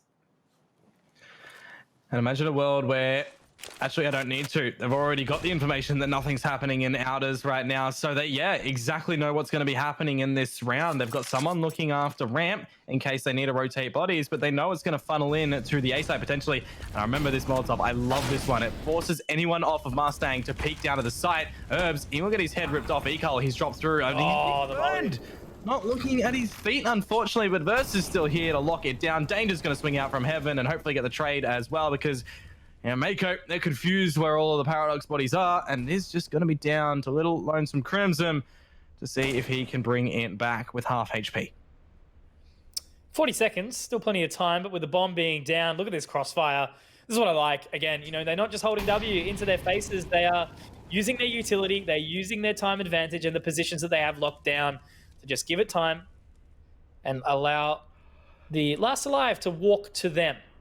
So Crimson knows he has to creep on out, and ultimately Watson still might find the shot onto Badonka. He's taken down to 4 HP, and all Danger has to do is just wait patiently, walk into the crosshair, and that will be Paradox netting themselves 5. So, look, got the AWP. That's a solid result there. But the main thing is here, at least Mako to a degree are doing damage. But look at Badonka's money, man. 13K. Like, yeah, Badonka's money. Crazy stuff, man. I don't know what to put my finger on right now. Just Paradox, despite Mako finding the sites, we saw this on Mirage as well, the retakes from Paradox are just so clean, so concise. Yeah. And it's the information as well, almost like they got a sixth sense for what Mako are going to be doing in the round. They're just ready there with their positions. If they need to, the trades are happening as well. They're just dismembering Mako left, right, and center. And it's we say that Paradox keep, just completely destroying Mako. Yes, it is happening, but it's not that Mako is just letting it happen, right? They're still trying to put up their big fight. They're still trying to put forward their best positions, their best plays and everything. It's just that Paradox, they're more keyed in this matchup right now. Door will open. Unfortunately, Luke will miss a couple of pop shots, but he's going to have some hungry members facing up against him in just a second. But not if Versa's going to say anything about that, defending his boy on the outside position. Versa to find 2, and Herbs getting another. Jim will be able to find a nice shot onto Herbs, but the bomb is dropped inside the doorway. And unless he just wants to waste our time, he can walk onto the roof if he so chooses. All right, that's better. I thought he was going to go outside, and I'm like, dude, come on. That ain't going to happen. Maybe he wants a little bit of a drink out of those vending machines, or maybe some food. I could go with some of that. What do you reckon's in those vending machines? Like what? Obviously, I know it's food and drink, but what drink? I've actually never seen, hey. I have no idea. Probably water. A Beppy? A Conk? A Beppis? Maybe. Beppis? Not a zinger box, that's for sure. No. I cooked this I got this vegan, it's not vegan, vegetarian, sorry. Like chili for dinner tonight from a HelloFresh. But man, I'm so keen. And it was one of those things where I can just eat in bed and just watch YouTube, so pretty keen. True. I like what Mako have done in this round, though. They've already deployed a member down to the lower site right now. And if they do line up the glass breaking at the top of the site with the glass breaking at the bottom, I love that play when teams do it as well. You know, it masks the sound breaking the glass at A site that no one hears it down at B. And you can just have a player waltz their way straight through the site. I really love that play, but unfortunately, that's not the one that Mako are doing right now. They're just going to leave poor old Zerts down on the lower side by himself, and everyone just, I guess, try to piece something together over towards ramp eventually. Danger's going to be the one holding that by himself right now. The flashbang, though, it's starting to all happen.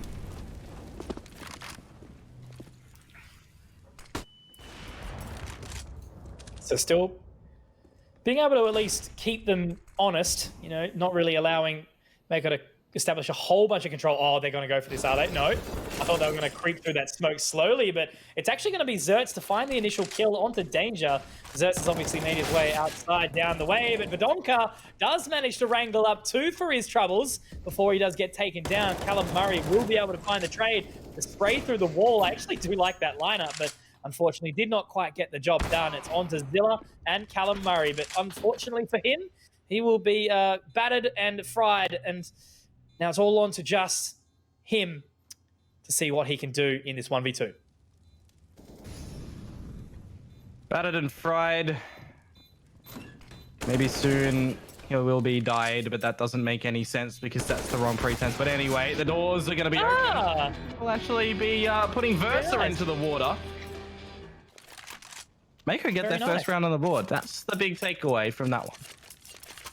But look at the money now. This is exactly what we speak about, right? You know, keeping the economy honest. Despite the fact that Paradox won 6 rounds, relatively uncontested, you know, the damage that was dealt on the return, you know, they had to go for those retakes, quite regularly taken down to, you know, 1, 2, and 3 members. And now Mako, we are going to see Paradox force it in. They're going to have no ult for Ecult, and obviously they're only going to be sitting with less than stellar economy utility. But Ecult, he's just going to get aggressive and take down Zerts, and Paradox aren't here to play. They're here to do business, and I tell you what, I can sell you some of that. Well, Badonka is currently in secret, whilst Danger over at ramp as well, holding off the extremities into the sites right now. Crimson, you'd expect his AWP just to be looking straight down towards the secret stairs. In case anyone does pop up their heads, it can be whack-a-mole straight on off. Look at this, Zilla. He's going to find the good timing onto Versa to at least establish that trade back later on in this round. But as we say that, it's tipped on the scales back over to Paradox's favor, even heavily so, more as Badonka finds that pick there. One for Shav, make that 2, as he will lock down the lobby position. Once again, no running in my lobby. This time it's Sharvesh's, and he'll be able to lock it down very, very nicely. So Paradox with 7. You know, they let Mako have a bit of a taste of what was potentially in store, but there you go. All right, what do we see, Dion? What do we... It's just colours. You can't just drink colours. It looks like coloured cordial, maybe. Maybe. That's colours. Dude, imagine that. Imagine selling cordial. All right, that's a bit more reasonable. Chips, chocolate. Yep, cool. All right. Cookie? That's much better. Nah, nice. Love it. All right. But yeah, look, I got to try some of that orange drink, okay? Maybe it's maybe the blue drink. We'll give that a go one time. You never know. We'll have to ask the devs on the map of Nuke to work it out. Yeah? Red goes fast, though. True, red does go fast. So it's like coffee. Beautiful brown liquid make my brain go, meow. Delicious. True. Very true. Mate, yes, I think do that's like a probably good my coffee. problem. I only had one today. Our coffee machine broke today, man. I've never seen a mechanic out faster. Like, you know, it's like in a building where there's a lift. The lift will break. It won't get fixed for a month. Coffee machine breaks, fixed in 3 minutes. Classic. Oh, look at this though. The pistol's over on Ecult. He's able to escape with 1. I don't even know how that's a possibility, but there's armor behind the Mako boys right now that they could do some damage with this AK-47 Herbs though in the perfect position. He reveals himself a little bit too early for my liking, but he does still manage to find Zilla. Any sort of economical damage that Mako can find in this round will be welcome with open arms. If they do find the round, that'll be even better. But as we do see the trades coming forward, Paradox is still going to be on top in the body count. Yeah, look, despite these being some, relatively one-sided games, and again, as we spoke about, obviously the Roosters game versus TWA was much closer. Obviously a lot more like highlight reel kind of stuff, which was really, really cool. And every single player sort of showing up to the server, doing what they needed to do. And it was just the better team left the server victorious. Like, it was simple as that. Whereas this one, it is a little bit one-sided in the series that we're seeing right now, but it's cool. Like, it's still an entertaining game. And that's what I love about CS. Still occasionally we will see the one-sided stomp, but it's not always boring, which is really, really nice. But now Herbs in the 1v2 still has the capacity to close out this round. The doors are closed, but both these members are low, and he may very well be able to get the job done. He's going to throw the pop flash into his own face there, and then open the doors, checking the angles, but looking at the wrong one. Callum Murray was looking, and I guess, does he kind of deserve that for missing those flashbangs?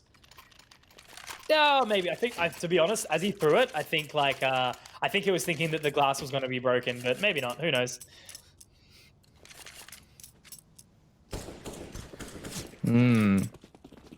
Well, it's broken economy for Paradox right now. Irv's on the M4, the rest of the boys on the Desert Eagles. So maybe this is the time for Mako to start to bring something back into this game. But Badonka, he's getting really close. This is a huge amount of information that he's finding right now. He'll see the utility go out, but if he doesn't see any bodies go in front of it, he can communicate that to his teammates to not invest their bodies in outers. Look at this, Callum Murray none the wiser, but he whips out on a Badonka's head. You can't be missing those ones.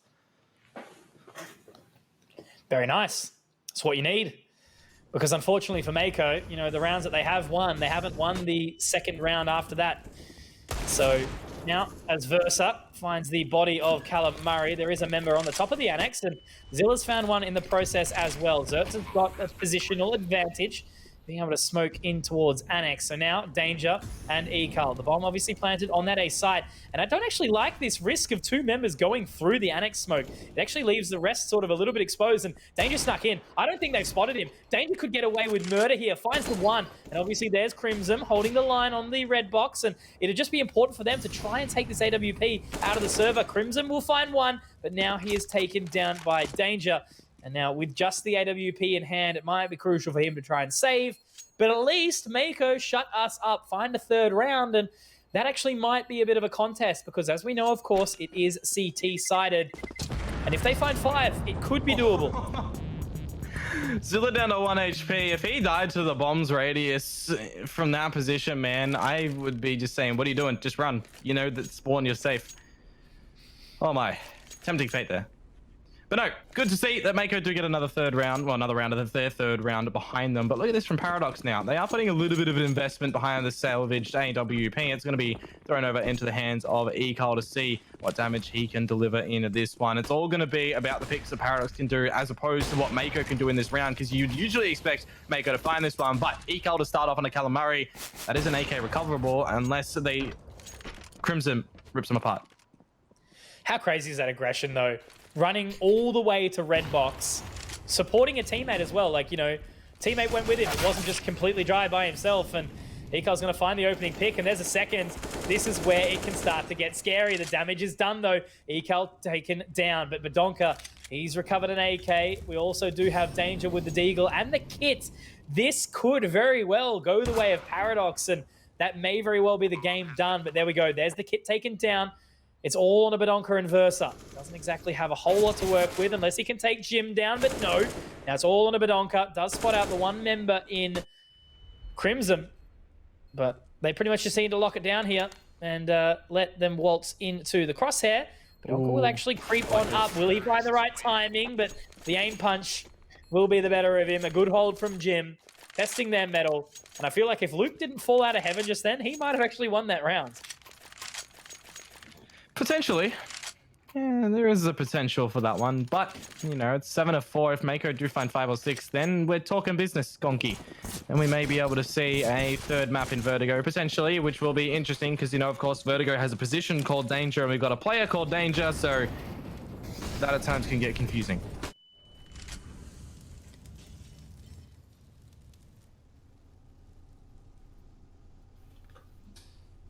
Pistols still can reign supreme. We know this. And with Danger just on the other side, oh, that nade is going to do work.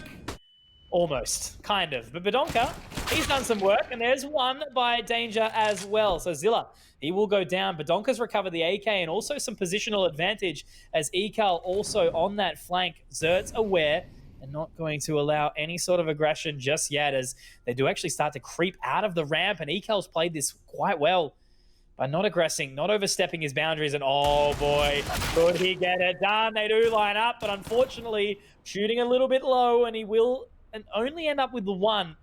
And now it's Crimson, Callum Murray, a 3 versus 2. I'm actually going to send the AWP out of the server as well, just going for the AKs here.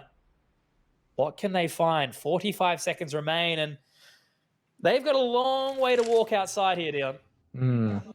Every second that ticks away is a second that makes it a bit easier for Paradox to try and find this, because when it gets down to the 10-second mark, you know, that's where Mako starts to sweat. That's where their communications, you can only assume, are getting really heavy. Like, go, go, go, get this plant down. We need it. You're not seeing anybody.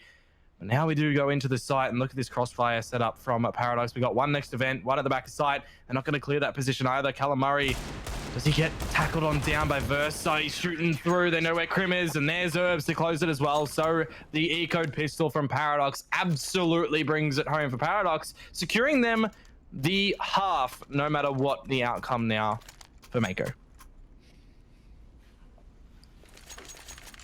What do they do here? I mean, they're one round away from something that's actually, you know, able to be rectified, but I just don't see Paradox slowing down on the T side. If they do, I'll be concerned. So really just depends on how the rest of the evening is planned on going, but now they are moving quickly. Zilla trying to take very fast control of outside, but he doesn't really have a whole lot to go with it. Certainly a little bit confusing that it was the Tech 9 barreling outside, but they are grouping in towards ramp again, but this time it's Ekal to lock it down. It's going to be all eyes on the scope here now as they are starting to creep their way in, ready to rock and roll. The flashbang will go down, and Ekal does find a leg shot. Repeaks, narrowly missing the next, though. Narrowly missing another. They do line up, however, and Badonka's able to lock it down. Ekal's missed another. Lukey boy, what's going on, my friend? Very out of character, hitting the hard ones, missing the easy ones, but that actually might be an entry into the site from Mako. And a 2v3, Herbs and Versa need to basically lick Luke's wounds for him and try and find this round back. But they're actually going to not aggress towards B, retake control of Hell, but look at this lockdown from Versa. Versa could do damage as he's just sitting on the other side of the hut and he hasn't moved an inch. It just felt like absent bullets being shot from Ekal, just not aware of what was happening. Oh, that's unlucky. Unlucky for Versa, but great for Zilla. They can get the bomb plant down, and Herbs, well, he's going to manage to, I guess, sneak himself up the ladder, but that'll reveal himself right now. How does he even attempt this? Does he still even just go for it, or does he just run away and save?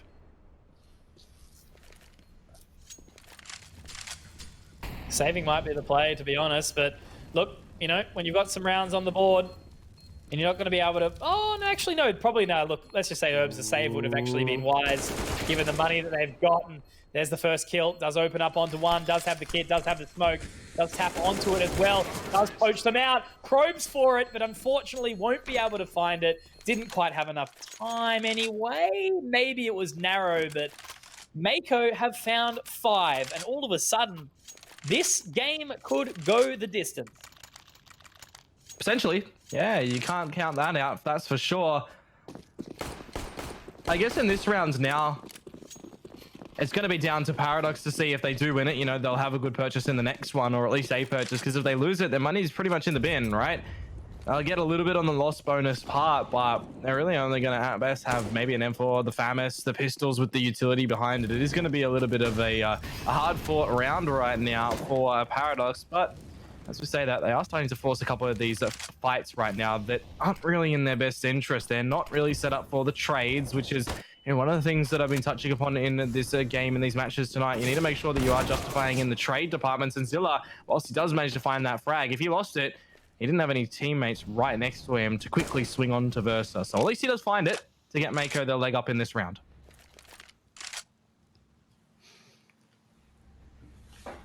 Man, oh man, they're bringing it back.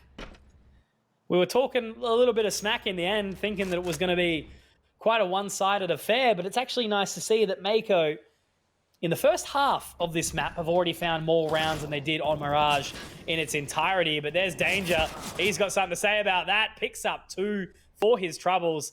And now it's all on a Crimson. And look, buddy, all I'm going to say is this is baiting. They're a long way away from home, and he will be taken down accordingly. Ekal finding that opening, closing kill. As Paradox now sitting at 9-5. Just like the jobs that we both work. However, it might be 10-5 in just a second, which will make for a nice start to the weekend, of course, being Friday tomorrow. Everyone at home ready for that one to rock on out, but it's only going to be a light buy, obviously, for Mako with whatever they've got left in the bank account for the final round of the half. Will it be 10-5, or will Paradox slip and fall and let Mako find 6? I'd love a 9-to-5 day these days right now for work, but hey, it is what it is. The pistols right now for Mako to see what damage they can do. Ekal is the first one to fall, giving over a weapon. But with this flank coming out from Herbs as well, will they be expecting it? At least there's no one going to be around there. Look at her just run straight all the way around from out. I don't think I've ever seen a strategy like this. You run all the way through ramp, you go through hell, and you're back into outers. What have you really achieved here? Well, the frags that they are luckily finding. So I've done well here. Very, very good opener, but Badonka, he's got something to say about it. However, Calamari can find another kill, and now both of these members heading through from Annex. It's going to be a little bit of an uncomfortable retake, especially given the fact that there is an M4 now in the hands of Crimson, a smoke grenade to divide them. Whether or not they're going to be able to actually find their way back into this round. The flashbangs ready to be thrown, and Badonka, you know he's going straight through that one, but Crimson ready to lock it down, and now it's on to Danger. 1v4, will we put it past him, or will he be able to find that one? A great shot onto Calamari. He's got so many more angles to clear, lots to hold on to, does tap away, narrowly missing it, but Jim's going to shoot him through the floor in the end. And there we have it, Paradox 9-6. So Mako, they've done quite well here because this was a very, very similar half to what we saw between the Truckers and Rooster. And yeah, look, obviously, there's a serious chance that Mako are going to be able to bring this one back, but it's going to be tough, and they're needing to show their resilience here now. Everyone in the server stepping up, except for the IGL Zerts, but look, you know, when you're the IGL, you can make that excuse. I think Badonka's on top of the Paradox team in the frag department.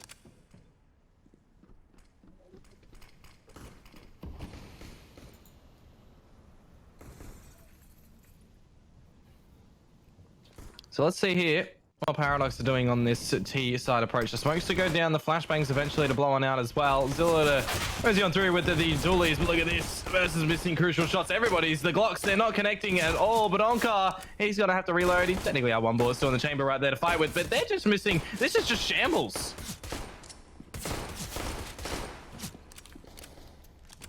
Trying to lock it down here, Badonka spraying away. The fact that he's still alive is actually mesmerizing right now.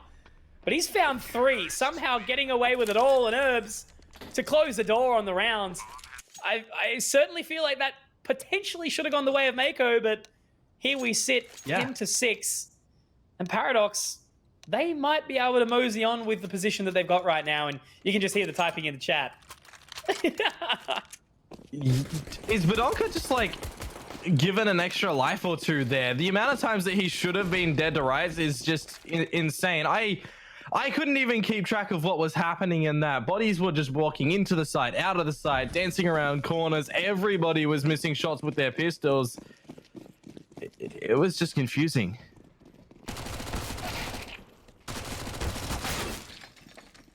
All right, Zilla able to find one, but that's on a hard flank here. As now Herbs just needs to still continue to hold on, and this is what I like from Paradox. You know, they're not a stranger to a very, very solid force buy with the Mac 10s. You know, love to just zoom around, get the damage done, and basically just capitalize, stack up the economy as best as possible. Because look, you know, in a position like now, why wouldn't you? Why wouldn't you sidewind into the spawn with the Mac 10s? Because that makes you money.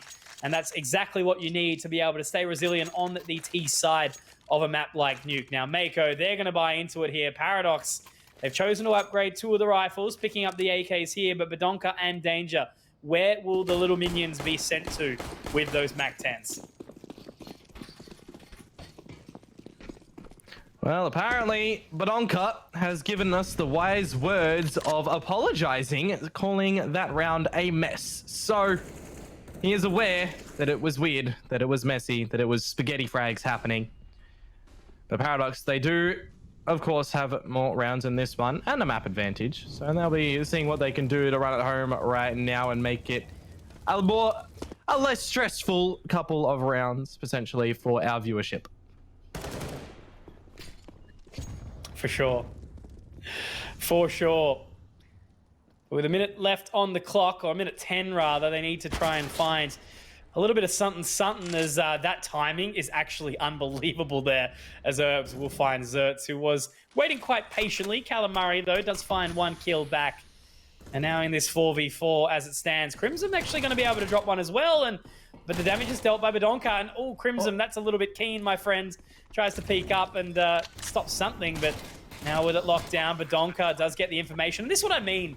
The man only has a MAC-10, yet he's looking like he's spraying around an AK. Keeping all of these players at bay, but that's a great flash. That's a great flash from Danger. That's insane. Oh my word, what a lockdown. And now it's the Mackies versus the poor lone M4 of Jim. And he doesn't have a kit either to play with currently in his possession. It didn't catch my eye if there was one. The swing out from Danger will put him down low. The wallbang attempt as well does seat a little bit of damage. The HE grenade even more, but he's just trying to force the issue before the why'd you jump at him? Had anything. And yep, Badonka to close it out. That's a bit cleaner to come out from a Paradise. But yeah, 12-6 right now. The money's not really there for Mako. It's teetering on the edge of the goodness and the badness right now. Would have been better if they're on the T side. It would have been a bit more workable. But it is going to be the pistols for them right now. And maybe a little bit of a repeat of the previous games tonight. Could be. You know, if Paradox continue to stomp around and flex on them, you know, it's going to be a very, very close night. Very early finishing night, I mean. But that's what I mean. Like, regardless of the situation, sometimes a quick 2-0 is still a really, really good game. Paradox have showed us all that they're still a great team. You know, one thing that I always worried a little bit about Paradox was them losing out to lesser equipped teams whilst putting up a big performance against some really, really good teams, which you just can't have it happen, you know? Chiefs are also similar to that. Like, the older Chiefs would just completely slip and fall to teams that you would never consider them to lose to. But, yeah, Paradox, they're clearly showing that's not the go tonight, but they still do have 4 more rounds that they've got to win out before they can close the door on that one. And Zilla, very nice shot into Danger there. Yeah, this is going to be interesting to see if Mako can win out this pistol round right now. The Flames are going to force Badonka's hands as he does find Zilla. The trade out versus good for 1. Too close for my liking to get up to the ramp right now. Badonka's position is exactly known. Ekal's revealed his as well. And they're just putting in the damage with these pistols. They're going to fall into Ekal. He needs to hide right now. Calamari can definitely do this if he goes for the repeat. Ekal, he does repeat it because he's just that hungry for some flake right now. And Mako, they will finally get into their purchase round. But is it too burnt? You know what I think that is? I reckon Ekal's just got the latest Conker monitor and he's just gone, man, I'm better than all these guys. And just goes for it. Defending of the bomb site does be good sometimes. Even when you're on the T side, you do sometimes need to bring up the good old defense. So this time, Jim holding the AWP line towards B. We did see Ekal miss a few of these shots as well. So they've already pulled the attention away of the AWP, and that is control established of the ramp position. The Molotov down into hell. And they're just going to settle. They don't need to push through at all. And this is where you can really start to pull the attention of some of these CTs and really start to find the split and the wrap. It looks like they're actually going to end up on A. Zilla is the only real stopper in that sort of position right now. And there's the kill found by Ekal onto Crimson. Zilla also taken quite low. Danger pushing out to try and find him. Should be able to stop him despite Zilla taking down Ekal. Now Zertz gets the smoke up towards heaven. They're going to run through. But Zertz and Calamari, they can lock it down. That is the bomb drop. And now it's a 3v2. But Herbs, he will swing through. How is this round turned on its head? What chaos that we have just witnessed. But Paradox, they will reign supreme. It's almost like that pistol round again, but with rifles and a little bit of extra people kind of know what they're doing in that round there, just establishing all these trades and coming on forward. It's all right in the end. Paradox do win it, but Zerts, I just see that he's on 4 frags right now. How many rounds ago did you point out that he was only on 3? It feels like a long time ago now. Yeah, look, mate, struggling. Unfortunately, struggling a little bit. But look, it is what it is, I suppose. It happens from time to time. But Onka now just charging, basically, just going to go for it. He's chosen to pick up an M4 here, and as they do rotate up into heaven, he's actually found the right timing. We'll be able to get the Molotov down, but Zilla straight through, confident and going for that one. They do have the bomb in hand, and Zilla not quite going to be able to lock it down as Danger finds it. Danger finds it. Will no, it's not got the bomb. Not got the bomb. There, he's got it now. Okay, he should be able to hear the footsteps of Jim in just a hot second, but Danger... This was a 1v3, now with only a tiny bit of HP, and he needs to walk in, gun out, and he will. What? Oh my word! Shavesh! I bow to thy Shavesh. I bow to thee. Shavesh is our ruler now. My lord. And I was going to say, Jim didn't swap over from the MP9 there to that AK that was on the floor, because number one, he didn't want to make a sound cue. Number two, the communication from his teammates that he was already tagged up could have been there as well. So it was rightly played out by Jim to keep that weapon, but Shav just sharper on the headshot, it seems. Good, man. Just good, basically. Definitely. So this very well could be the last round of this best of 3 for us tonight. 2-2-0s could be the outcome, and Zerts, when he's presented with the optimal solution for frags, he puts Danger down to 1 HP. Good damage. Very, very nice damage here, as now Paradox are well and truly behind the 8-ball here, as Danger 1 HP, Bedonka also quite low. Versa fully healthy though, which could be a bit of a bee in the bonnet of Mako, but regardless of the situation, it should certainly be the Sharks to find the remainder of this round on the CT side of Nuke, but they've got a long way to go. 9 rounds to take it to overtime at the very, very least, and just by the way that Paradox has been going, you know, you could even consider that Danger could win another 1v3 with that amount of HP. Yeah, well, Zerts gets on the board. A very well played round for Mako. Yeah, 2 frags there. That's 66% up in the frag department. I don't know. 50% extra. Math. Quick math. Yeah, sometimes it be difficult. Hey, it's easier when they're on like 1 frag. I've done too much math today, this week. Lots of formulas for work. Anyways, it's going to be the pistols for Paradox, and let's see what formulas they can start to consider on through, and whether their result will be really good, or whether it will just be numbers on a page that nobody understands. That's it. June, man. June for me, for my work, is just insane. Like, just super, super crazy busy. But we've actually done quite well, which is always nice. So should be a good bit of celebration. But speaking of celebration, happy birthday it will be inside the radio room, as there is a couple of kills found for Zilla and Jim.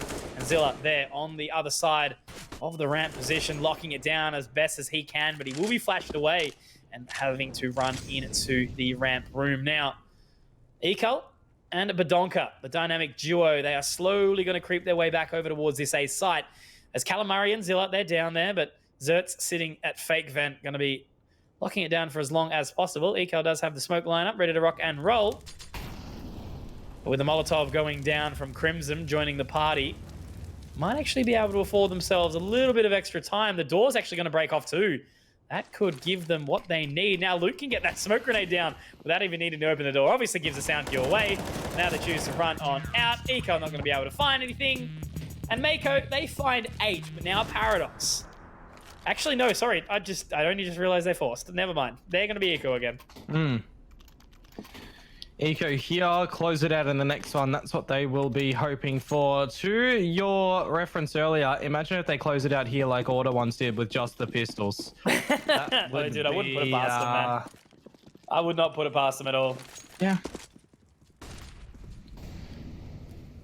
I agree with you on that one there, but it will be Krim to start things off with the AWP shot onto Versa. Just these pistols, seeing what damage they can do once more. A bit of extra money into their back pockets to invest in a smoke grenade or a flashbang in the next round. We will see. As this one you would really just expect Mako to find. And then, how do they really come back into this one though, Conky? Got a lot of work to do, man. A lot of work to do. And because this is exactly what we saw, wasn't it, from the Rooster versus Truckers game, you know? Truckers gave it a good red hot go, but just weren't able to bring it back at all. So now with the time settling, Ekal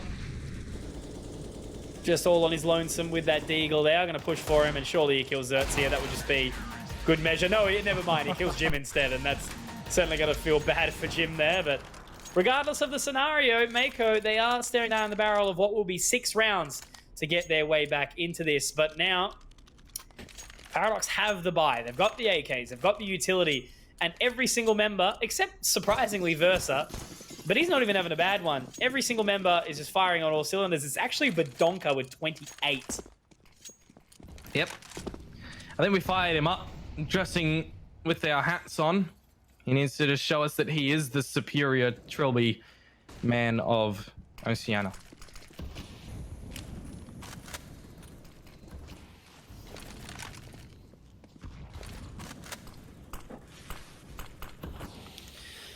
So what do they do here, Paradox?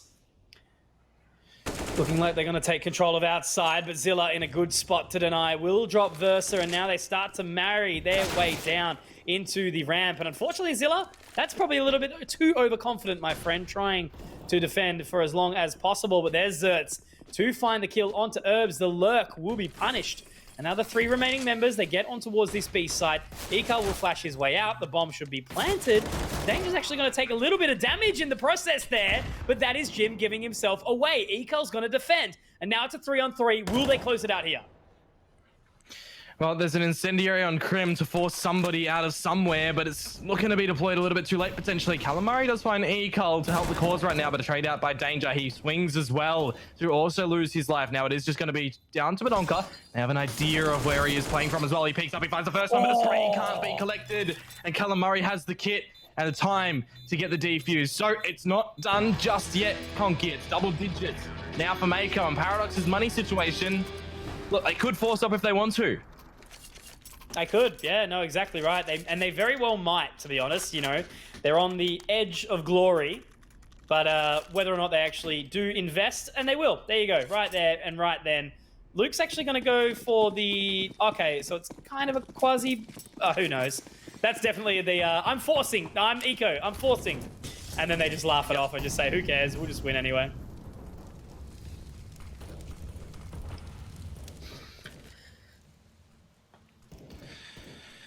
Well, let's see what these pistols, the Galil and the AKs, are going to do for us right now. Utility starting to be deployed tenfold into the A side. Everybody's rushing out. Danger to find the first one, traded on through. They need to try and get through the flames, but that'll give good timing over to Mako. Krim, how's he alive?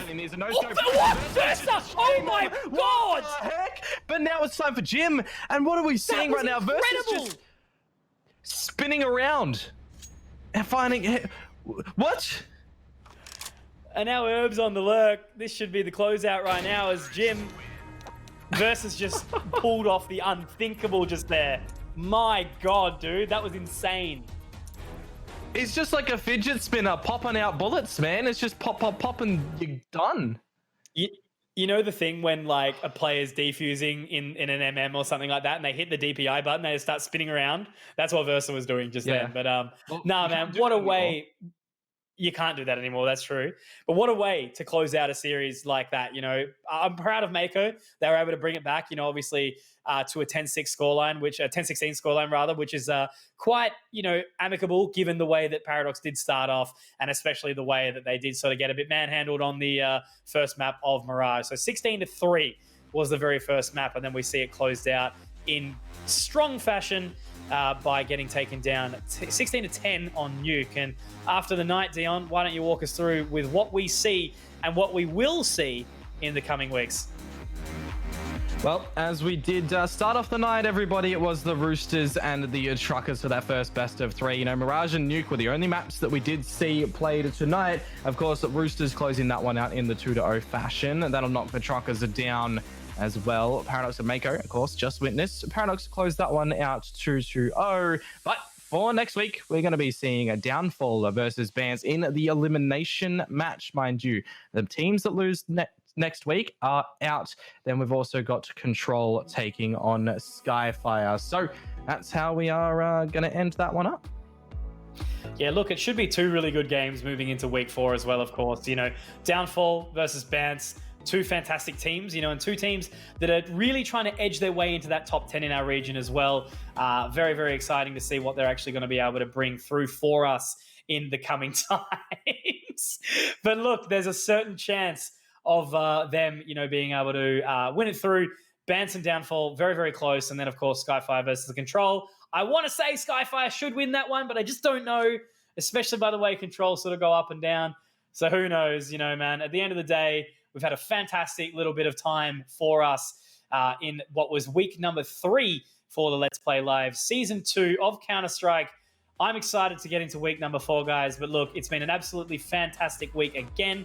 I need to give a massive shout out to, of course, all our sponsors. We've got Vodafone, Western Digital, the New Zealand Defence Force, and of course, Conker. Guys, it's been a pleasure of a week. Big shouts again to the people in the production room, to my co-caster Dion, who's sitting there looking pretty. I'm going to join him. And guys, have a fantastic time. I'll see you next time.